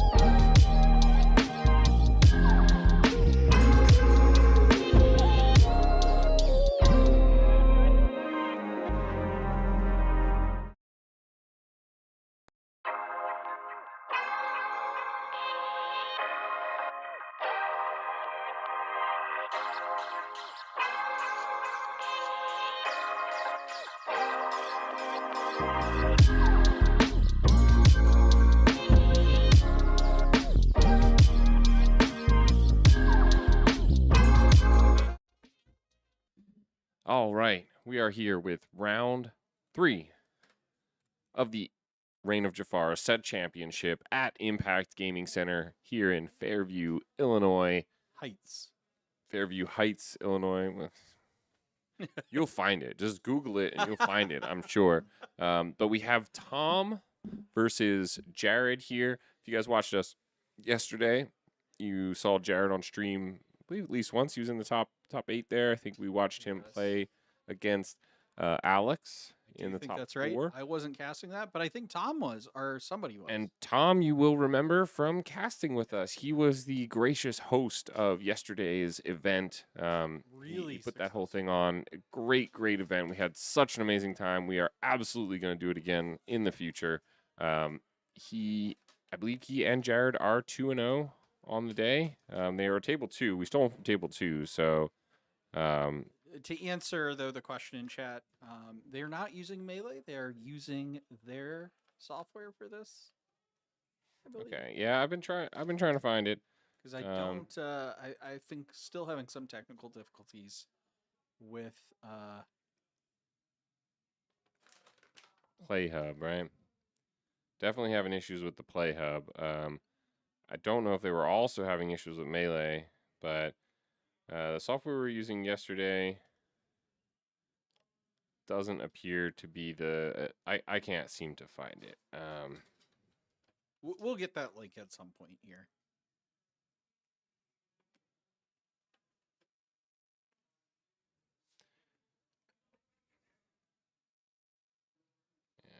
Don't see it. But yeah, we will get it for you. We'll make a point to get it for you before the next round here. Rest assured, we'll make sure you can follow along as we get in here. So Jared on the play. I didn't see what he inked, but he's playing Magic Broom. Looks like Ruby Sapphire for Tom here. And now Jared, I imagine Jared's probably playing a similar list to what he was playing yesterday. We didn't have it went a good while yesterday into the evening, so not too much time to make a ton of changes, but maybe made a few changes based on what he saw in the metagame here. But we will see Chernobog's put into the inkwell. A Cusco played. I love the Cusco. It's definitely a card I've been trying to get to keep in my deck and to play more. It is great insurance against a discard. And I love the ability for all of your cards to sort of be able to replace themselves, especially these early ones, so that you can get to the ones that are more valuable. Jimmy, I like your activity in chat here, but you know what I would really love is for a hero to be part of our casting team. A hero to be a part of our casting team. We went get someone down here at some of these events. But we do have, I do believe these are both 2-0. Could be wrong. There could always be a pair down or something, but this is table 2. I know that Tom won his first round. Didn't get a chance to talk to him beforehand. We see Floyd Glorblobler come into play for Jared. This was a card he was playing yesterday. A little bit of spice in here. Pretty sure it just makes him lose a lore, right? Gloyd something. There it is. Gloyd Orange this Boar. character, each opponent loses 1 lore and you gain 1 lore. So it is a thievery on a body here. Really, really weak body. It's interesting to sort of fit it into the list. Let's see. Super Peepo, Sing, the How Far I'll Go. 1 in the hand, 1 in the inkwell, Exerted. Looks like we'll pay 4 here for Grammatala to continue filtering through the deck. Take the Develop Your Brain. It looks like, I think we put a crab on the bottom. Inkatipo. Play the Develop. Nope, we'll pass it. Okay, we'll pass it over. Might be a shark in hand, not sure. if they're looking to maybe save the develop to get some value off of the shark on play. Um, but a pretty strong set of cards in Tom's hand here. Jared, let's see. Rose. Okay, so we see Maui time. it is definitely Maui time. Quest him for 3. Um, puts him up to 6 now. How much ink does Tom have at this point? It looks like About to go to 7, so Be Prepared is on the board. Looks like he does have 2 of them in hand, so um, is it time for Be Prepared? Does he have the mana in hand to, like, respond with, you know? So we'll trade the Maui. Looks like he's not going to play the Be Prepared. He's going to play a Maui Shark. He's going to ink the mana and play the Develop to go to 3. Oof. What a choice. He's like, I don't want to see all of these cards right now, but all Be Prepared. Yeah.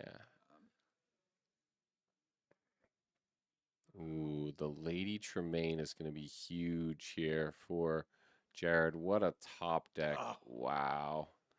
Man, that is... This is a card, by the way, that, Andy, you did not like for a very long time. I still don't think it's great. I mean, I think you're wrong, but... It has very limited application. It's basically that scenario. When you're playing against an opponent that only has like 1 or 2 characters that are any good, but they're like really, really good. But if Lady Tremaine was better, then you would just he would just save like Tipo to play with his shark, and then Lady Tremaine would not be good anymore. And so it's sort of this back and forth, right? We see Tom have to respond with Be Prepared. Yep. And then Jarrett comes back and plays the Library.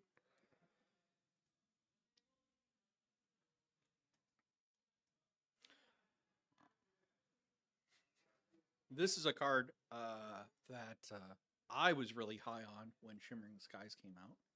The Library? Mm-hmm. It's a pretty good card.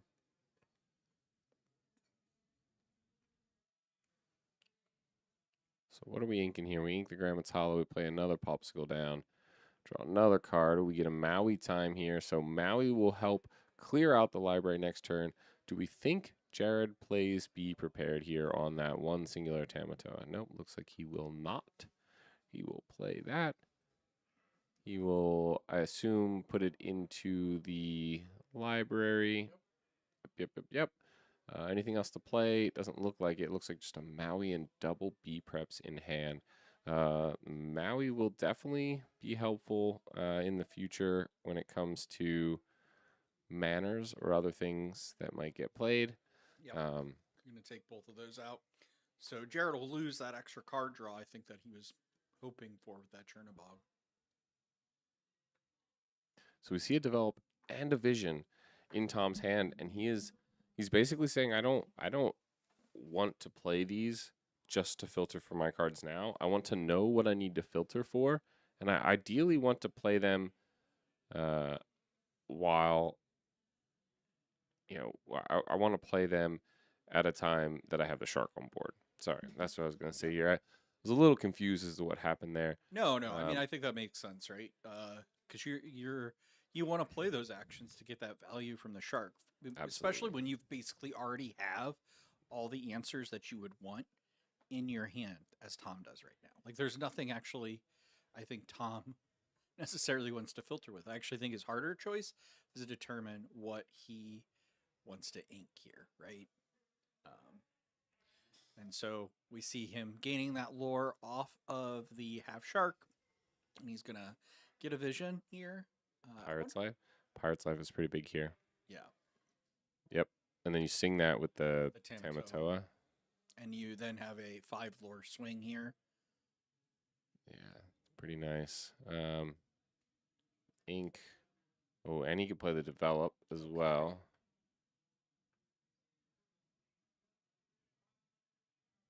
So what do we see here? Popsicle and Hideaway? And so it looks like he took the Hideaway. I wonder if that the having the library made him want to take that. I'm not really. Possible. That's possible that he's Sure. holding it for maybe another library or something in the future. Tom and Jared are definitely they play at the same locals here quite often. I believe they're both Impact regulars. Yeah. Um, Both very great players here. absolutely. So they, he knows what kind of spice Jared might have in his deck waiting for him. So So Jarrett drew a Pirate's Life here. yep, looks like we will ink it and be prepped. There we go. Okay, so he gets one card off of that Cusco. That will be his whole turn. It looks like. We'll send it over to Tom, who will start off with how far I'll go. So Tom, Ruby Sapphire loves when the other person plays the B prep. Now they get a whole turn to do anything they want. They can draw cards. They don't have to worry about controlling the board at this moment, and that's exactly what we see happen. We see the how far I'll go come down. We see the manner played. Maui, as I said before, saved for the manner purposefully. Um, will we see a be prepared come down to basically just ensure that manner stays alive again? How many cards in hand for Jared? 2, it looks like. Um, we really, really want to get rid of this Maui, though. I don't think we want to let our manner perish. We don't. We don't want especially it. given the hand that Tom currently has. I think he wants that to survive at Yep, least another 2 turns, if possible. at least a Certainly one couple. more turn. Do we see another Maui or something? We see another Tremaine in hand. We see a library and a white rose, and the white rose goes into the library. So we're at 13 lore now for Jared. So that hideaway is going to come in handy here.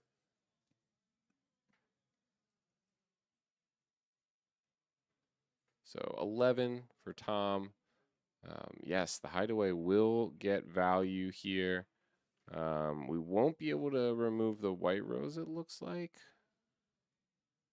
So I think we're gonna try and draw some more cards with the Tammy Toa. Yep. We see Happy Tammy come down. I'm beautiful, baby. We'll get the 2 popsicles back. We'll play one. Let's see what we get. Ooh, Atala. Okay. Play the other one. Yep, another one. Draw a card. It's a shark. Love Okay. to see it. Yep, love to see that. I think the Then we hideaway is get the coming. hideaway on the library. Goes into the inkwell. Unfortunately, this manor is probably gone. I mean, I can't see a reason why this white rose wouldn't swing into the manor to finish it off. There we go. Couldn't keep that alive. What do we see come down here? The Tremaine. Okay. Okay. Seeing that value of that Tremaine, Although, ladies and chairs. I think you love seeing the Tremaine come down now on that and not on his shark, right? Which we see he has in hand. So, shark gets played. Pay 1 for the develop. Yeah, I do think one of the one, and I don't know Jared's list because I didn't really. It doesn't. I don't think it's changed from me the other day, and I didn't look at it. But I'm not sure if he runs any bounce in his Ruby Amethyst. That would be really interesting if he did not. Because I'd be curious to know how he, no fox would be kind of crazy. I'm sure he has a fox, although we haven't seen that here. But I'm sure. Ladies and chairs win championships. That's true. It is true. All right, so we're gonna see Goofy swing into the White Rose for 2. He's gonna gain 2 lore off of that. Goes to 14. Heals the Super Peepo.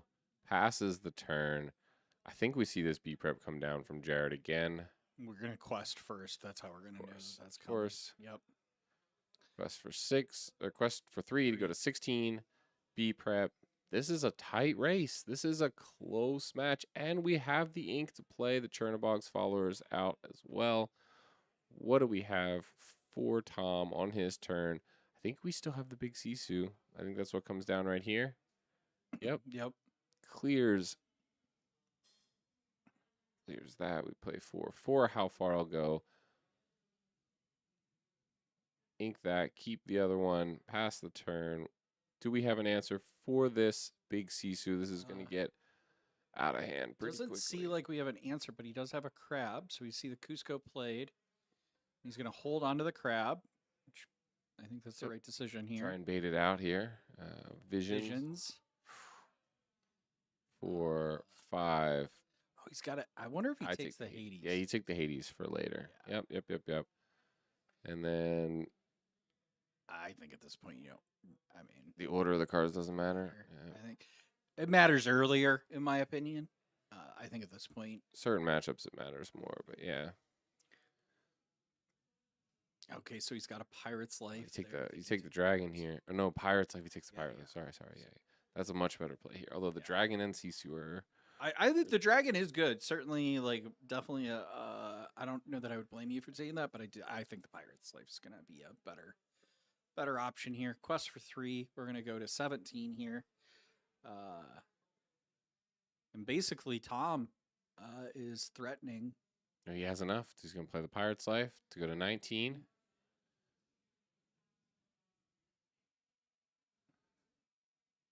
And we see him go down to 14. We pass the turn. What do we have? The crab to trade, draw a card. Keeps him alive. And throws that away to draw another one. Okay. Did not see what he drew.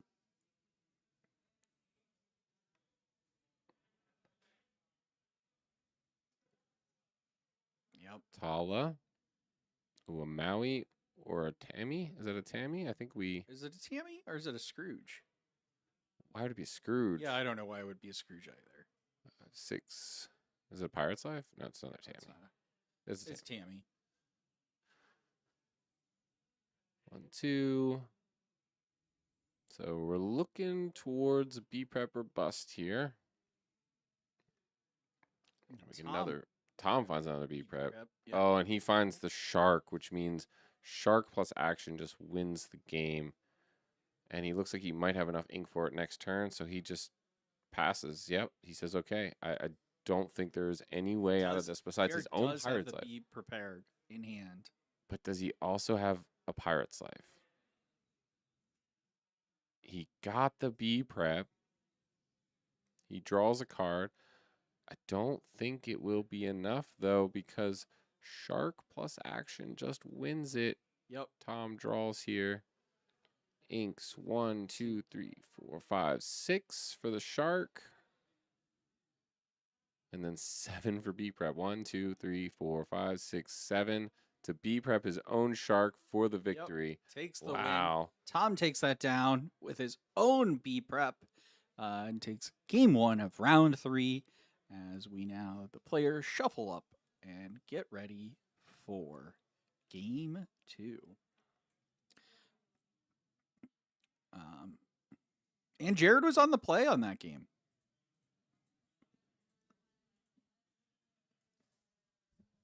Was he now? So Jared will still be on the play.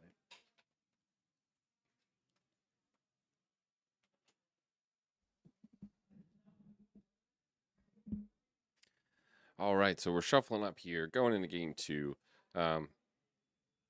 What does Jared need to do? I think he needs to go a little faster, right? He needs to find some more early quests. I mean, I say that, but like he had a lot of the characters that he wanted to see there. He had a 1-drop, he had a 2-drop. I think he had the genie there, if I recall. So now you've done more playtesting than I have. Yeah. So I find this match still to be very difficult for the Ruby Amethyst player. Oh, absolutely.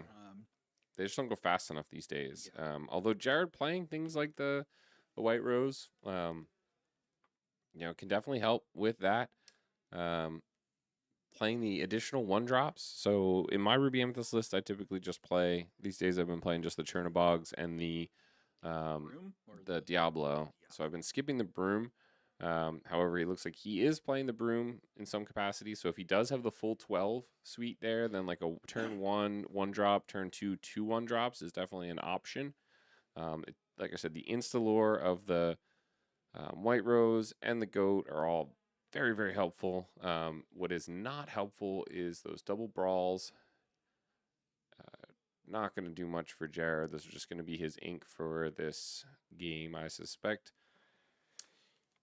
Yeah. Um, I don't Brawling, know. I, brawling I a T-bow sounds I terrible. love Ruby Amethyst. It's one of my favorite decks. I mean, it's our favorite deck, really. It's why Ruby is the Amethyst Dragon of Exactly. our logo. Um, Michael says, this is like watching a clash of the titans. Both of these guys have ruined many of my set championship runs. I believe it. Tom and Jared are both very skilled players. We saw Jared in the top cut yesterday at the Jackson Warren Memorial 1K. We saw him make it all the way to top 4, I believe. Uh, and then I've personally played against Tom in the finals of set champs. I have watched him win set champs and do very, very well at them. So these are both top tier players here, which, it explains why they're 2-0 and at this table. you know what's different about this match, though, from our previous match? What? Playing a lot faster. And it is going a lot quicker. Although still, only 30 minutes left in round. Potentially 2 games to go. That one took 20 minutes, right? 50 minutes. We're at 30, so still not on pace to be able to play 3.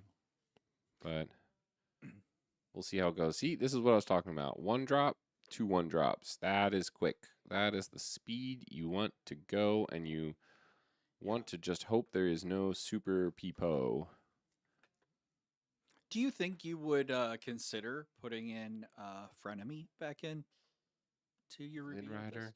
It's just really, it makes it really bad into so many other matchups, though, right? That's what I mean. I agree.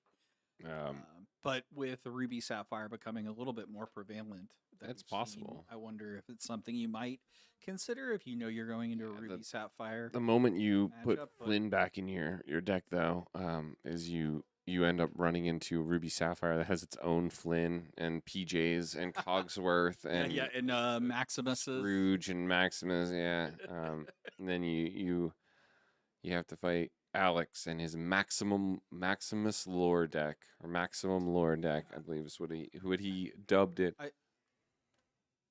My thing with the Ruby Amethyst is it's just a deck that hasn't really gotten a lot in a very long time. Yeah, you got the new Hades. The new Hades isn't bad. Oh, the Dual Link. Yeah, and it's got Gloy Bloblobber, Floydlin Gloy Blobber, the racer. Yeah, that racer did come. It's not a good card, I don't think. But I mean, I agree. That's why I was kind of saying Right. that I don't really think it's a not exactly great. nothing. No, we haven't. I don't think. My point is I don't think it's gotten a card where you're like, I'm 100% gonna put this card in my deck all the time. And so I think that's one of the reasons why we see some of it's starting to become a little bit of a B tier deck, I would say. No, definitely not. I think Ruby Amethyst is still very, very, very strong. You still think it's an A tier deck, or do you Yeah, think it's absolutely. an S tier deck? I mean, I think it's one of the top decks for sure because I think if you look into the field that we have, it's really only struggles into Sapphire lists, and really it is those Sapphire lists are typically very beatable, especially this one like Tom is playing with the Shark Manor, very beatable. You can go a little faster than them. This Tom's deck does not win instantly. That's like right. the item does. This would be a brutal match against an items. Items is much harder because you have to go much faster, or else you just like they win instantaneously. Yeah, But and also they have a significantly better board removal with the combination of Sapphire Coil and Sisu. yes, they can. They usually don't play like B prep, and it has a lot more setup, so it's a lot slower. But that's why I think they basically, it's hard to win that one. Because you can't go fast enough. That's really their weakness with the Ruby Sapphire items is the speed. But ultimately, I think Ruby Amethyst is very strong into any aggro list. Obviously, it can be very very strong into discard as well. Um, I think, yeah, I think it does pretty good. There's only really one or two decks that are like very very hard to win. This is interesting here. So we do see the Maui in hand. It does come down. It's able to take out the manor, stop that bleeding, if you will, that lore gaining from Tom, uh, as he ticked up to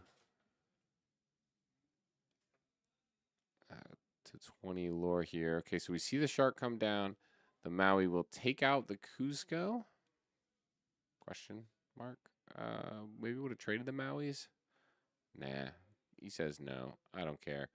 Um, Quest with the cheapo goes to 5, gives Maui something to swing at that won't force him to be banished.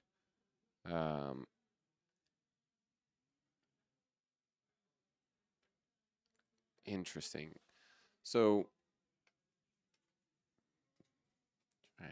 trying to think here what we want to do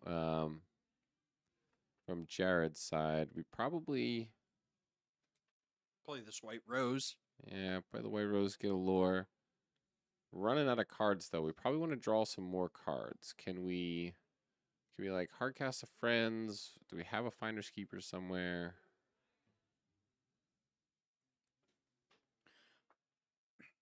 There should be 1 damage on that Maui, I believe. It did take out that Tipo. Yeah. Well, if it comes relevant, we'll bring it up. I don't think we need to address it right this second. That's fine.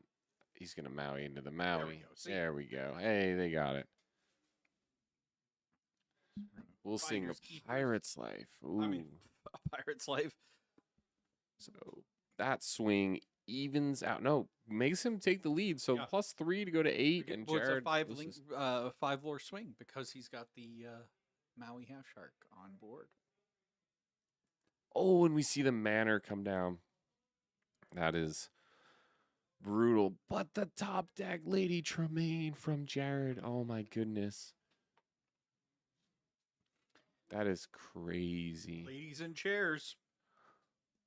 This is the second game in a row now. Do you have the Tremaine Enchanted? Yes, I do. Oh god, it's the one Enchanted I really Kirsten might be playing with it currently. She was tinkering with her deck, and I told her I didn't like Tremaine in the list currently. But oh, is she playing RA? She did ask for the Enchanted. Yeah, she's playing Ruby Amethyst. She wasn't happy with the way Amber Steel was treating her, so she decided for something else. We see the genie come down. Okay. I must be wrong. Maybe that's a Floygler Globler that they picked up and not a Tremaine. Because I feel like a Tremaine would have been an insta slam on the table. Remove that shark. Yeah, it is hard. I think he's got a goat in hand. Yeah, that's what he just top decked off the genie was the goat. He's got a B prep. Maybe a Pirate's Life as well there. Yeah, it does look like a Pirate's Life. So he motioned to maybe ink or play that card, which makes me think it's not a Lady Tremaine. But we will pass the turn. Tom going to 10 off of the Manor.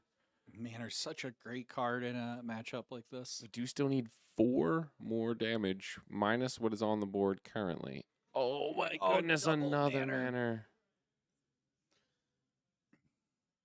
Quest to 11, passes the turn. So he's got to answer these Manors. Hopefully, maybe he's got a. Doesn't look like he has a crab in hand. He does have a Pirate's Life. It looks like it is that racer. Question is, does Tom have the B prep in hand? Because if Tom can B prep here, like, so this is it's only 1 card in hand for Tom, but Jared basically has to decide, is it a B prep or not? If it is a B prep, he like can't develop much more onto the board, or else he risks losing everything. But even if it isn't is, he needs something to answer these. You're right. He needs something to answer the Manors. So I feel like the goat might be the best move here. But I don't think he has a goat in hand. He had the goat. He got it off of the genie. Oh yeah, last the turn, goat. He has the goat. I'm sorry, I meant the crab. That's what I was thinking of. Yeah, the goat is really what he needs here. Or, I mean, like that might be his best play. What he needs is a Maui, honestly. Yeah, no, for sure. But For sure. uh, Because then he could swing the White Rose and the Maui into one of the locations. at least remove one of them. But again, I mean, as soon as you play that Maui and the white rose, you're like, okay, well, be prep. And now his action, his mana removal is removed. Yeah, Tom took this deck is very beatable comment personally. It looks putting on the heat. Absolutely, he has gotten his realtor's certificate and is opening a development. And you know what? He's a fancy landlord. Yes, manners, manners on manners on manners. Okay. So we see Tom lose one. We see Jared gain one. It was a Floyd Gloyd Globler, not a. So he's Lady choosing Tremaine. not to do anything here. So I think that's pretty risky here. If Tom has Yeah, but prep in hand. if he doesn't have B prep in hand, though, you know what he does? He gets B prep if he hits. Is there one in the discard? Maybe there isn't. But he gets. I don't think there is because I think that's one of the things. He checked. I think So he we got a checked. 15. I just like. Do you just pass? No. Why'd you ink that? Oh, you just play Oh. the B prep. He B preps himself. He goes to 16, and now he says, "I win next turn with the manners if you don't answer one of them." So now putting damage on that manner. Well, he does have Pirate's Pirate's Life, so he can still extend. But it's really, I mean, honestly, at that point, you really are just extending the inevitable. Lorcana Kinda Heat in the chat. Let's go. Oh, we see the crab come down, and that's it. That's game. No, why is that not? I think that's 20. Right? Because he should have gotten one to go to Or maybe he was 16 at from the B 15. prep. He was at 50. He was at 14. He quested to 15, and then he played B prep to go to 16. I think the game's over. I mean, it is over here at this point. So, all right. Well, Tom takes this. Yeah, 2 Tom games. missed his B prep trigger there, but that is 2 games to none. Yeah. For Tom.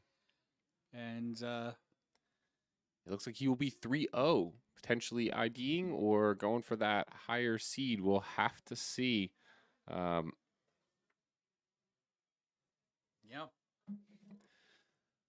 Interesting games here, though, for sure. As we said, tough matchup for Ruby Amethyst. Apparently, I was wrong, not beatable. Tom proved me wrong there. He's putting the pressure in all the right places at the right time, says Jimmy. Happy belated anniversary from Lorcana Heat. Thank you. Thank you for that. We wouldn't have it. We wouldn't. I'm gonna actually take that as a double happy anniversary. One for Rules of Villainy and one for you and Yes. Thank you. But yeah, we wouldn't. Rules of Villainy wouldn't be what we are today without, to some extent, without Lorcana Heat. We did the collab with them. We've shared moments with them. So much fun watching their events. I got to cast some of those events. You're gonna make Brad cry. He timestamps this. When he timestamps this, but big thank you to Lorcana Heat, to Thick Flare, and to Uncool Sam for inviting us to that, and we look forward to Questlemania because we'll be there.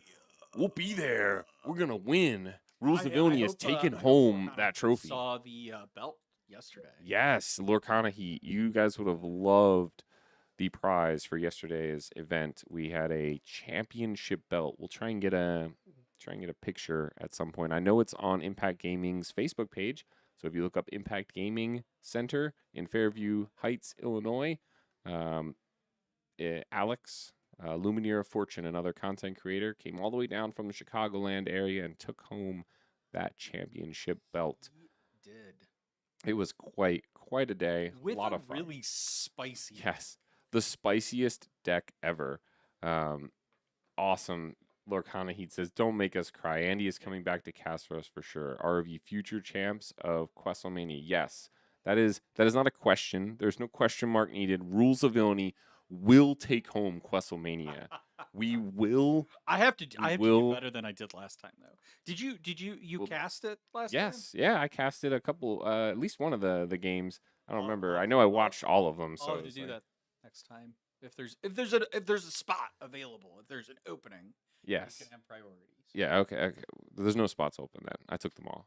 I'm a casting scalper. I take them all up and then I sell them to other You, casters you at got to give triple the value. opportunities for other people. Well, yeah, you just have to pay me for them, like lots of money. No, I'm a scalper. I'm a that's- questing. We're I'm a not doing that. casting scalper. That's not happening.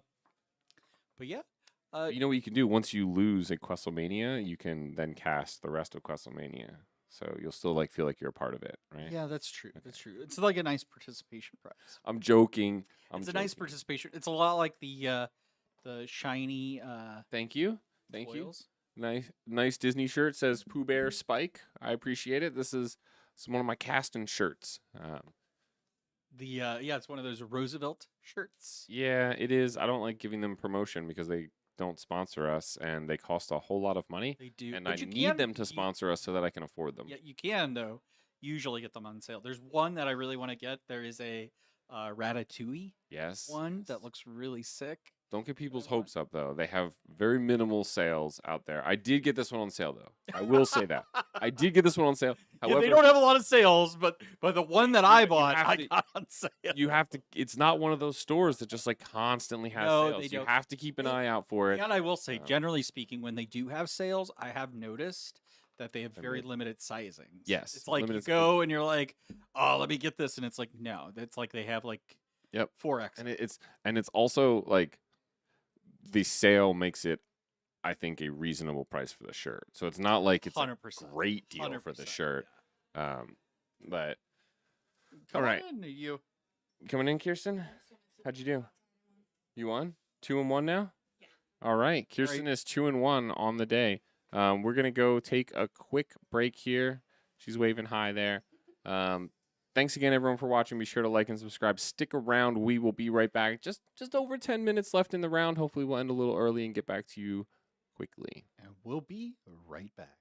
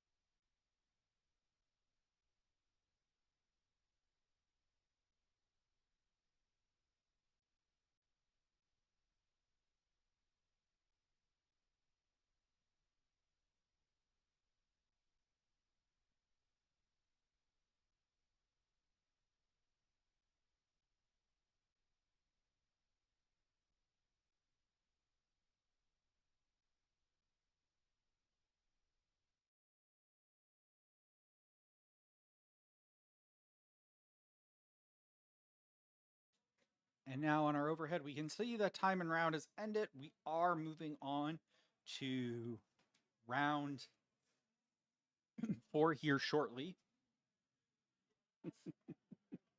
Andy trying to take the promos. I agree with him. I would do that too. Should I go get them back? If you want, yeah. I've shown them already. Yeah, maybe we show them again. Set them here for now. Yeah. I'm gonna the next round. I think we have one game in turns. Okay, so and then we're gonna get the next one set up. All right. So we have one game in turns here. And so they're finishing up now. A lot of games go into time here at Impact Gaming Center. And we're going to get round 4 up here just shortly here. Thank you all again. We've got 8 folks on the Twitch stream. So please be sure to give a like over there to Impact Gaming Center for their Twitch stream. I don't know anything about Twitch, so I'm probably just saying stuff wrong. And then we've got 20 folks.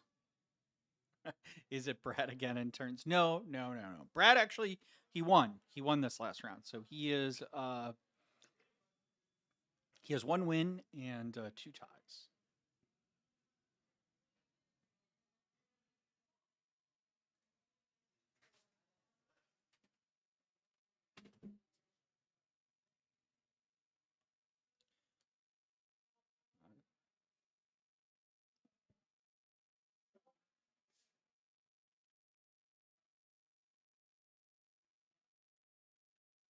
Yeah, feel free to ask questions. Helps kind of go through the downtime here.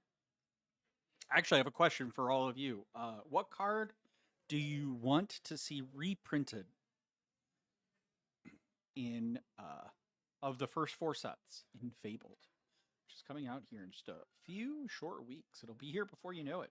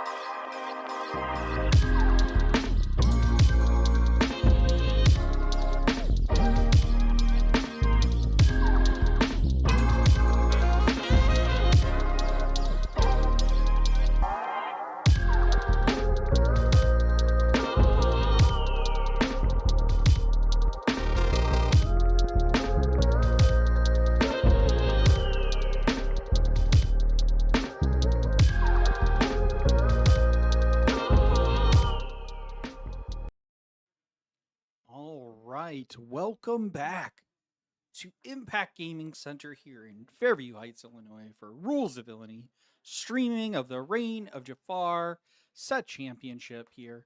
We're getting here set up with Aiden and Rudros. You may know. They got locked. Thank you.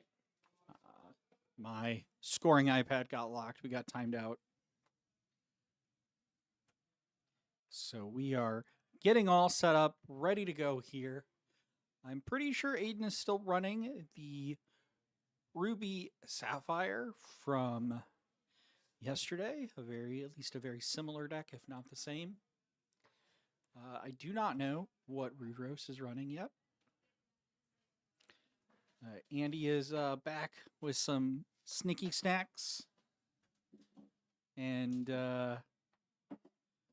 we are ready to go here in round 4. We've got none other than local content creator Rudros. I don't know if you already said that, but I did, but it's fine. It's all good. he gave Say it many times. He gave a hi to the camera for all of his fans out there. All 2 of them. No, I'm just kidding. Sheesh, bro. Sheesh. We love our local content creators. We love all our content creators.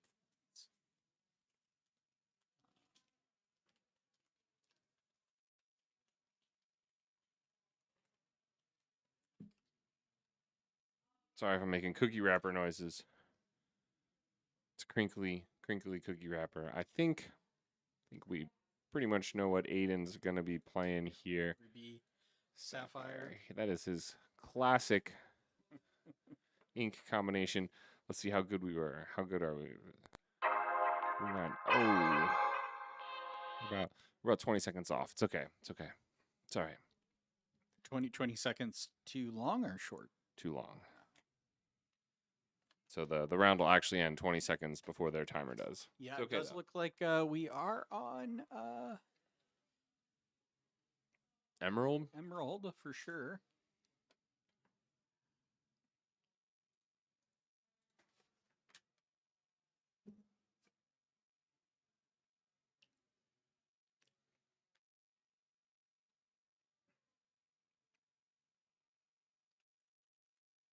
So I don't know if Rudros has played against Aiden before. He's from the other side of the city, if you will, good bit away, but he'd made the trip out here for the set championship, so we appreciate that. Aiden, though, everyone and anyone who's watched these streams before knows he is not to be messed with. He is easily the up-and-comer of Lorcana, if not already here, you know. It is Steel because I saw Storm in hand, and we actually see. I'm still here. I already got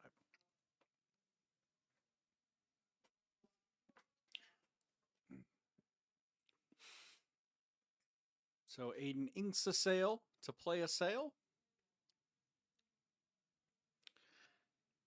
And he's going to ink a Tamatoa and play develop off that Tamatoa. And he's going to take a Be Prepared. And now back to Rudros. All right, inks Ursula to play a Prince John, and he's going to quest for 4 here, go to 6. Notoriously, this Prince John, I know we've all seen it, but the effect is not simply on your turn. It is all the time. Let's see, Prince John here. So yes, whenever your opponent discards one or more cards, you may draw a card for each card discarded this way. So when he discards for the Flynn, he will get to draw a card from it, getting pretty good value out of it, if you ask me. Yep, but he's going to go 2-2 with that Goofy. And he healed with the Popsicle. Hypnotize.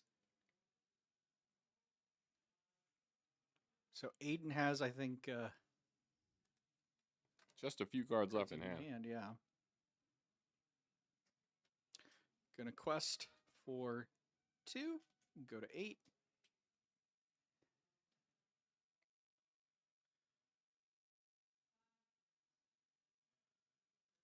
And so he's going to take out that Merfolk.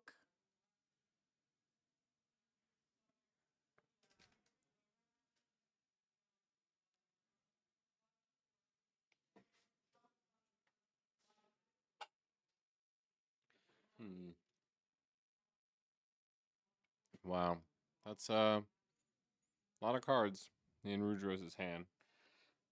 You know, I mean, it is a very classic discard deck. So are these players undefeated going into this round? Is that? I do not believe so. Our undefeated players, I believe, opted out of the stream match. So I think these are both 3-1 players. Okay. I'm not sure if it's a pair now. I know Aiden is 3-1, I believe.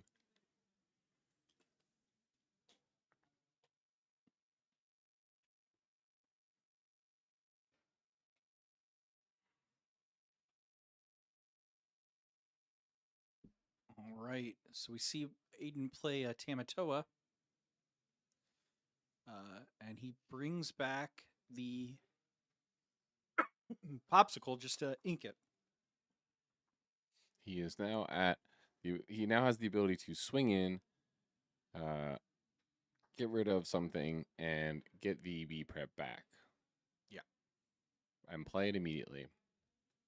This Maui is an interesting card. I think it's insurance against item decks, but ultimately it is going to be not much value here for. I don't think putting 2 damage counters on all the characters or banishing all items. Locations, maybe, if he gets a big set of manners here. So I didn't see, there was an option, I think, for a Katie. So he's going to play a double.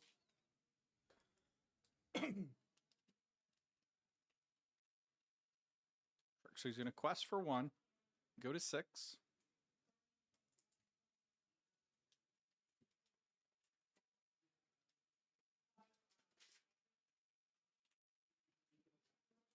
We're going to storm the Maui and draw. Looks like Rudrose missed his trigger on the beast. And that is, it's not a May trigger.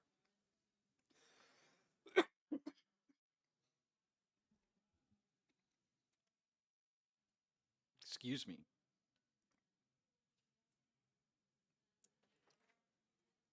Two on the other shark. Interesting. Interesting choice. Interesting choice.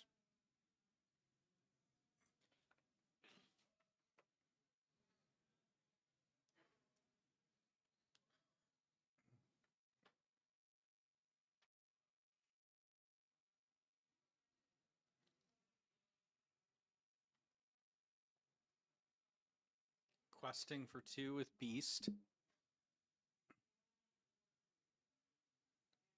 You can see Aiden eager for his turn. I think Rudrose knows that he's got a quest out because he knows that be prepared is the answer here, I think.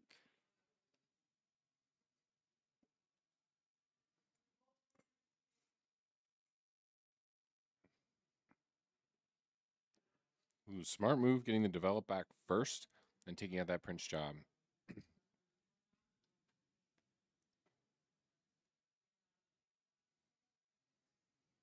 to how far I'll go. Definitely the card to take here. Because he can sing to how far I'll go, gain 2 lore, draw 2.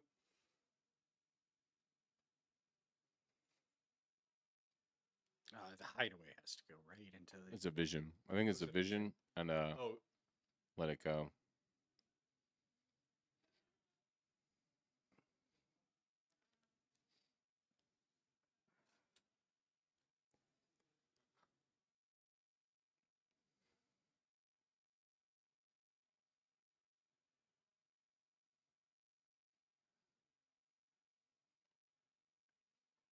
Aiden taking his time on this play.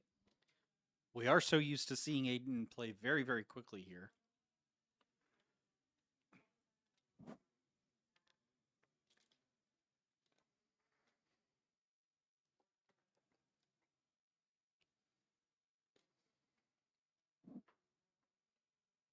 So we're going to how far I'll go. Ooh, and it's when it's banished. So that does not trigger. He's going to let him draw 2 off the beast. Very interesting choice here. He will move both his sharks to the manor. I love it.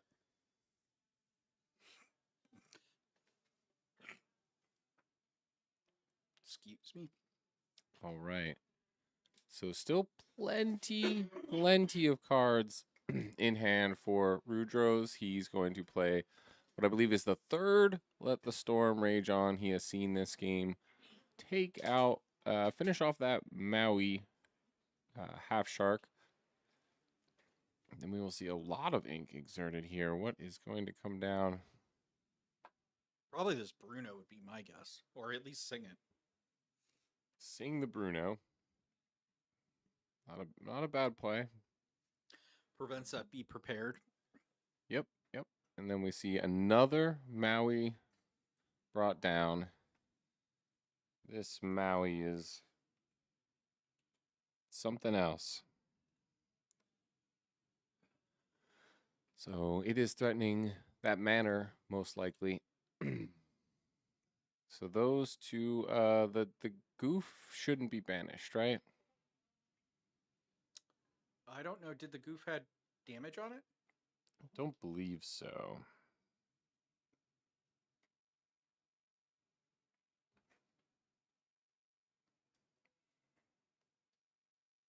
Doesn't look like it did. I'm gonna mention something.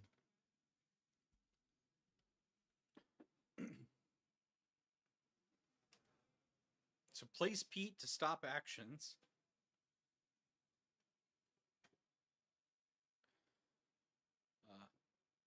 And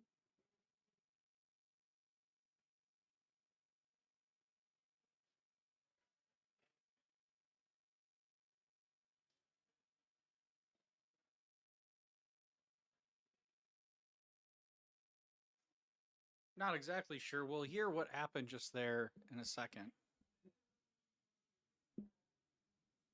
I hope not. It did not matter.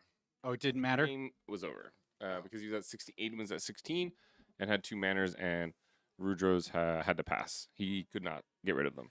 Oh, so Aiden took game 1. Yes. So Aiden took game 1. That is my understanding. I did not get out there quick enough for it to matter, and I also did not realize. So basically, we saw the Peepo, the Goofy, get banished, which it shouldn't have. And then as soon as I got up to go deal with that, he drew another manor and played the second manor, and that basically solidified the game for him. I was so like, then it didn't matter what Rudros did on his turn. By the time I got out there, Rudros had basically been like, yeah, I could not deal with that second. Yeah. Excuse me, that second manor. So it ultimately will not affect the game. Yeah, Megan, let us know if you can't hear us very well. I will say I did turn my volume down just a little bit when I was coughing. I didn't want you all to hear that as bad. I believe so. I believe Aiden did gain 2 off his Let It Go. If he didn't, then it would have been. Oh, okay. It's good to know that the music is loud on intermission. We will make an adjustment there on that to make sure that it's quieter when we switch over. Yes, we can do that for sure. We can probably also like. I don't know if it's there. Do we get distorted when we turn this up too much? I think this is. Maybe we just crank it up a little higher. That allows us to go All a right. little further away from our microphones too. Yeah, for sure. I don't have the best microphone discipline on this particular microphone. I'm so used to my own. It's fine. I think this is probably better. If it's too loud, let us know. I'm still back on round one, but I just wanted to pop in and say that Vince is correct. F1 rocks, and his pro F1 takes are proper and good. So I just wanted to say that the rural juror, you are wrong, and I also am very suspicious that that is just simply Vince on another account. I'm sitting This right next to you. rural juror is a paid shill. That's all I'm saying. Wow. They Wow. came in here and they were paid off by Vince. He probably All right. texted someone on the Rude table. Roast inks and plays the Cursed Merfolk. All right. And we just lost a subscriber. Yeah, I mean, if they were only here for the F1 takes, then honestly, see ya. What? I'm just kidding. I'm joking. I'm joking. We love all of you. So we see the double Merfolk. open. Yikes. Yikes. And quests. Rudro And saying, Rudros is on the board with 2. Rudro saying, I need to go fast. I need to go very, very fast. I see a location in Rudro's hand. Is that a hidden cove? And if so, why is the cove not played with the merfolk? It must be another location.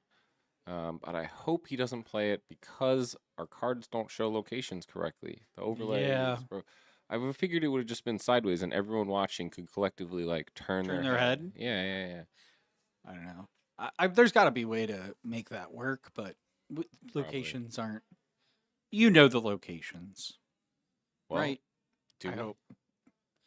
So we Storm. storm the Tipo. Aiden has already gotten the value on that, although probably wanted to Take out a keep it to merfolk. take a merfolk. So, but we see the super goof in hand, comes down, takes out a merfolk, discards a popsicle, passes the turn, and I like that discard because you can always pull that back with the I'm Beautiful Tamatoa. has one in hand, and we know he has one in hand. So excellent. All right, the Prince John is a kind of a problem. Online. It's kind of a problem because we are gonna now give cards to our opponent. So you're right, it was a hidden cove. It was a hidden cove, and I'm really curious why it wasn't developed earlier.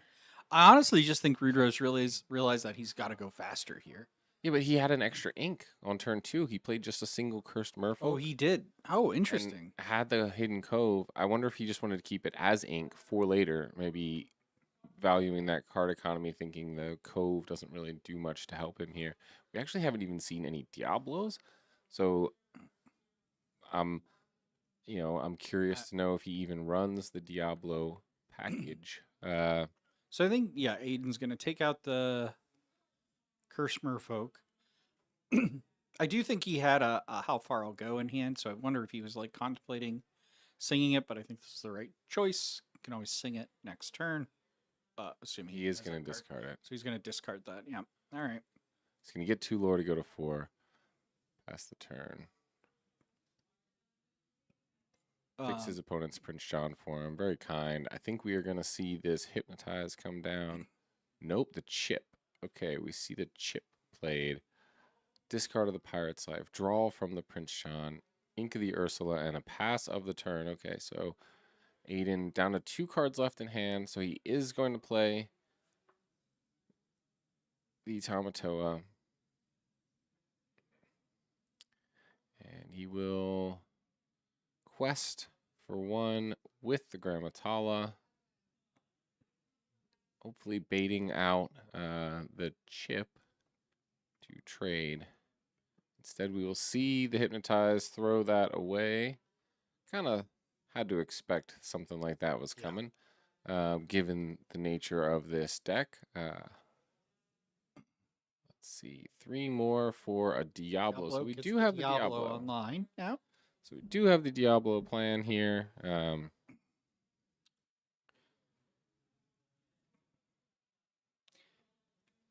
Contemplating the quest or the trade maybe with the Grammatala. It is only 8 to 5. It started off very quickly with those two Yeah, Curse I don't. I Merfolks, think if but you're Rude Roast in this position, right, you probably want a quest, right? mm, apparently not. I would just So always think that you'd want to like pressure leverage and make them respond. But Rude Roast decides not to. So we see a sale. Oh, and did he? But he doesn't have enough doesn't ink to have the play ink, it, so so he he inks inks it. it. He's not happy about that. Yeah, definitely not He's happy gonna with that. quest for 2 with the Tamatoa. Go up to 7, So it 8. is Sorry. tied here. Oh, But and we the Goofy. Quest with the Goofy as but well. we do know that this Diablo is about to turn sideways. We get a beast on board. Calhoun Oh, a as well? Calhoun. That is very interesting. Haven't seen that in a while. So we get the visions. We have 5 ink left to deal with here. What do we take? Oh my goodness, was that like It 3 was B preps or 3 2 B B preps? preps.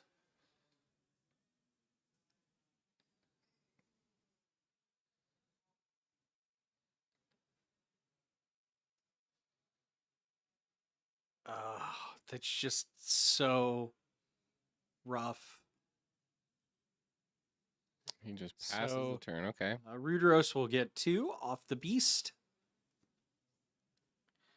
Yeah, I think that was like 2 or 3 B preps. Yeah, it might. I think it might have been 2 B preps and a Maleficent Dragon, but we are going to Bruno. Bruno the Tammy. And he'll draw, triggering that Prince John. Quest with the Diablo to go to 10. We should see a card inked. No, we just will pass. Continue drawing cards. He inks the Tipo. Passes the turn. Okay. And I believe Aiden has a big Sisu, right, in this deck. He may have at least one. I can't recall.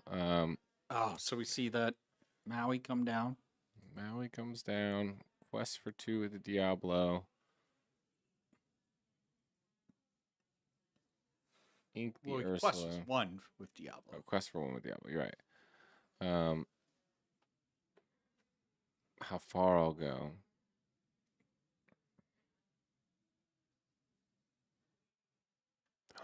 The big Sisu. So we see the big Sisu taken. He has enough ink for it, too. Oh, and it gets rid of the Diablo and the Prince John. Yep. It's not bad. It's also not great. Yeah, this is kind of one area where you'd really like to see have the Sapphire Coil, but that's not the version here Aiden is running. Yeah, definitely. And the Jafar to buff that, to take the Peepo. That's interesting. Interesting. Lots of tech cards in here. Definitely makes it a little less consistent. So when you play in what this you character, see, but chosen character gains Challenger +2 this turn. so we're gonna quest for 5 to 18. Do we have a Pete in hand? We don't have a Pete. Are we playing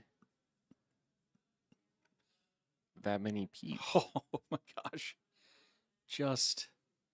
And he has a singer for it, so he can dig as far as it will let him. And I think It's he the might be shark, out. and that's Yep, it. that's All it. right, next game.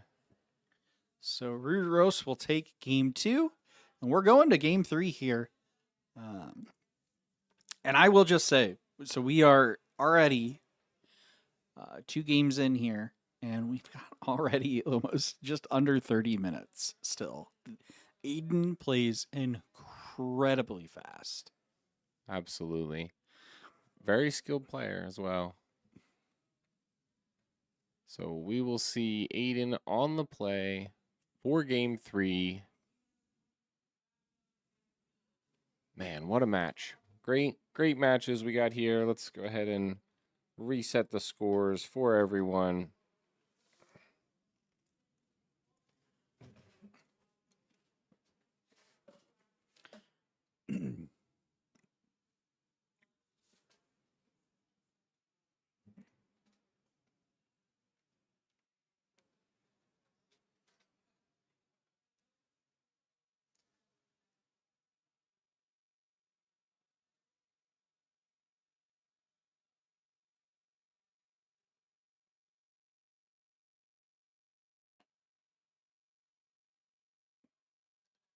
All right. Yeah, we are looking at a rainy day here. Yeah, we got like a bit of static behind us from the rain. There's just so much of it coming down. You can just hear it everywhere. Yeah. All right. So we shuffle up for game 3. As we said, Aiden will be on the play. We'll have to see and find the things he needs. Those a couple B preps going to the bottom certainly didn't feel good. I think you know what? I think the other 2 were in his discard. So have to see. Now, is Aiden running the Vitalosphere? Did we see that before? I thought we did, but I could be wrong.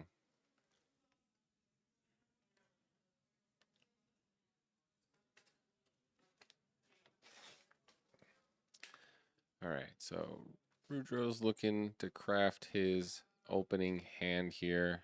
We do see a beast in hand. Shows off the hand.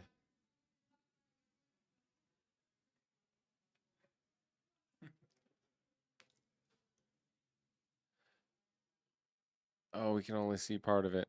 It's okay. We can freeze frame it.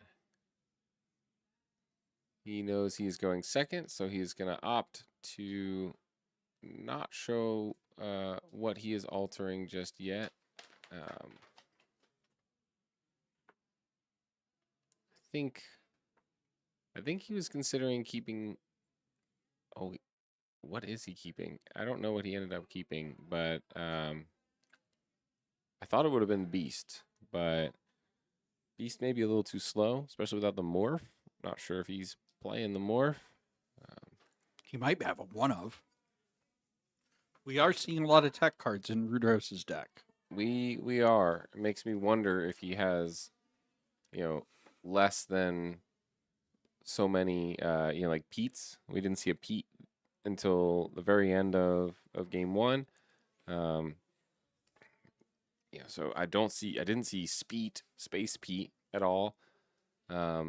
Does he even have the little Diablo in his deck? We've seen just the Merfolks. So a lot of cards you can put in. Strength is another one. I don't think we've seen him play or even No strength, but we have seen Storm. Storm, right? But is Zeus in there as well? So there's a lot of cards that you can play in Emerald Steel. I know the pain of trying to narrow that list down, but I wonder how many, sub 4 ofs he chose to play. I imagine he's playing the Maui instead of Zeus. instead of Zeus. This is more of a grab your sword, though, right? It's a questing grab your sword, but let's see. Ursula inked. Not fearing the B prep. He has been inking these Ursulas quite a bit. I think his plan is to just maybe discard them to oblivion before they can get to the B prep, which, so far so good. Although I really feel like Aiden consistently getting his turn 2 ramp. Yes, definitely what he needs. I want to say though, I do feel like the ability for Rudros to dump his opponent, Aiden's hand here was largely due to that Merfolk Flynn and Merfolk open that we saw him come down with, and we missed the Merfolk this time around. So we will just see a manor slam down. No answer for that until turn 6 with that Maui. Yeah, unfortunately, Rudros is that's gonna stick around for a little while. It does seem like it will. So we'll quest for 2. He's going to just match it at the moment with the Flynn. We see the Maui come down. It will be Maui time. Oh, another manor. Yeah. Double manor. Oh, my goodness. So Yeah. Rudros really, really needs that, his Maui to come out and do some work here for him. But he needs to get it down and he needs to get it banished. So See, how does that be work? prepared. Off the hypnotize. Double sudden chill. Double sudden chill. I mean, Aiden's kind of like, that's fine. You have like 4 turns to deal with this, no? Yeah. And basically he's at a position where he can almost play everything. And I think, yeah, you play that popsicle draw. Ink. Ink. Perfect. Pass. Basically, he's putting himself in a position here that anything he gets, he's going to be able to play. So the peak comes down because we really need to get some damage on these manors. So we are going to put 3 damage on the manor. Next turn, we will be able to take out one of the manors. If it weren't for the Super Super Peepo. And the 2 extra lore, bringing him to 12, putting the clock, and he keels it off with the popsicle. Oh my goodness. So this means if they swing at the manor, not only do they not take out the manor. So he's going to... Okay, so he's going to take out the Peepo. Draw 2 cards, because he double sung it with Ursula. Next turn, he'll go to 16 with the double manor before he's able to take it out with the Pete.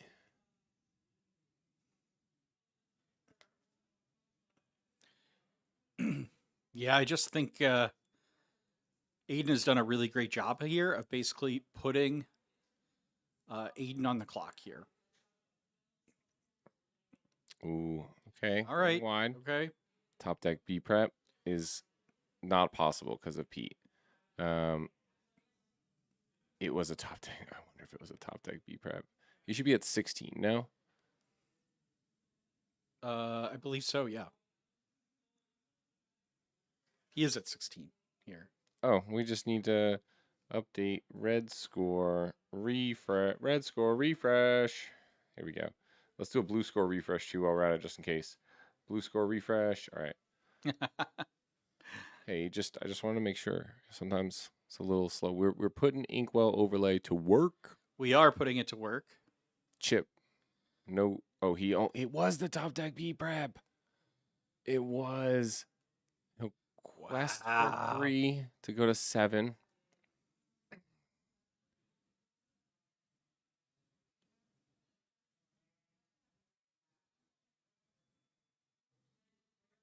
Inks the T-bow and passes. He will lose this manor here. Yep. And that is scary.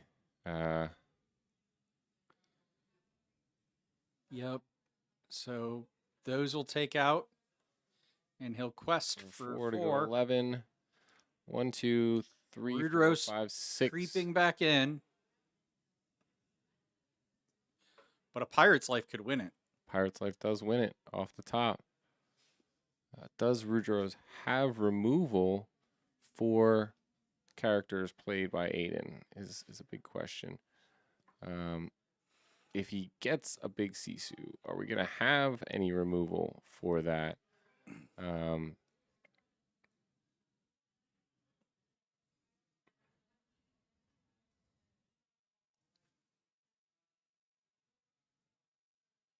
4, 5, 6, 7, 8. He only goes to 19.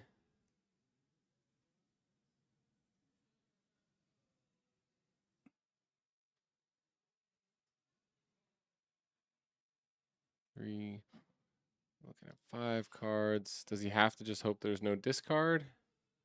I don't know. That's such a hard one. He doesn't opt for the be prepared. Instead, he grabs an inkable and passes. Okay. So he is hoping he can find a Pirate's Life next turn. Man, this is such a tense match here. Or This is really coming down to the wire. There's a Rudros can quest out here to go to 19. this is where a Space Pete would be nice. He's going to play Pete. He has a Pete in hand. I think Pete just wins it here. I think Rudros with the Pete just wins it. He found 3 Petes. I guess maybe he does have all 4 Petes. Have a lot of Petes in here. He just didn't see him in the first couple games. It would win him as long as he doesn't turn anything sideways, because Aiden could still have the out of a Super Peepo. Ooh, you're right. Could have the Super Peepo out. That is very true. So maybe he's going to check how many Super Peepos there have been. There's only one. I think he's trying to decide, oh my goodness, do I? Don't know. I still think you're right. I think Rudros' best play here is the Pete. And then just not turn anything sideways? Because if he doesn't turn anything sideways, then a big Sisu basically punishes really bad. He does have the strength. So he has a strength. All right. And so now 4, Aiden. 5, 6, 7. No. Oh, he can't play it because of the Pete. Okay. All right. Because of the Pete. There was the big Sisu. And there was the Pirate's Life. I think he's looking to see where that goodness. super goof is. So Rudros will take this game 2. Congratulations to Rudros. Congrats. Devastating. That was loss definitely for looking Aiden. very rough at the beginning for Rudros. But this just goes to show, I think, what happens at the beginning of a game doesn't necessarily mean you cannot come back from it. Absolutely. And we saw that Rudros came back from a pretty large lore deficit to take this game. It's very, very rough of Aiden getting that B prep off the top and being stuck with it in his hand and unable to play it. And then, of course, it getting discarded away. Yeah. Ready for Emerald Steel discard to be rotated away. Yeah, I'm not a huge fan of Emerald discard, as most of the listeners of our podcast know. Sure, come on in.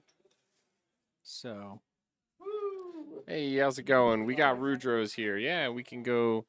Here. Go to a camera here. Yeah, have a seat. You don't have to move it, Vince. Wow, this is a nice room. Yeah, right?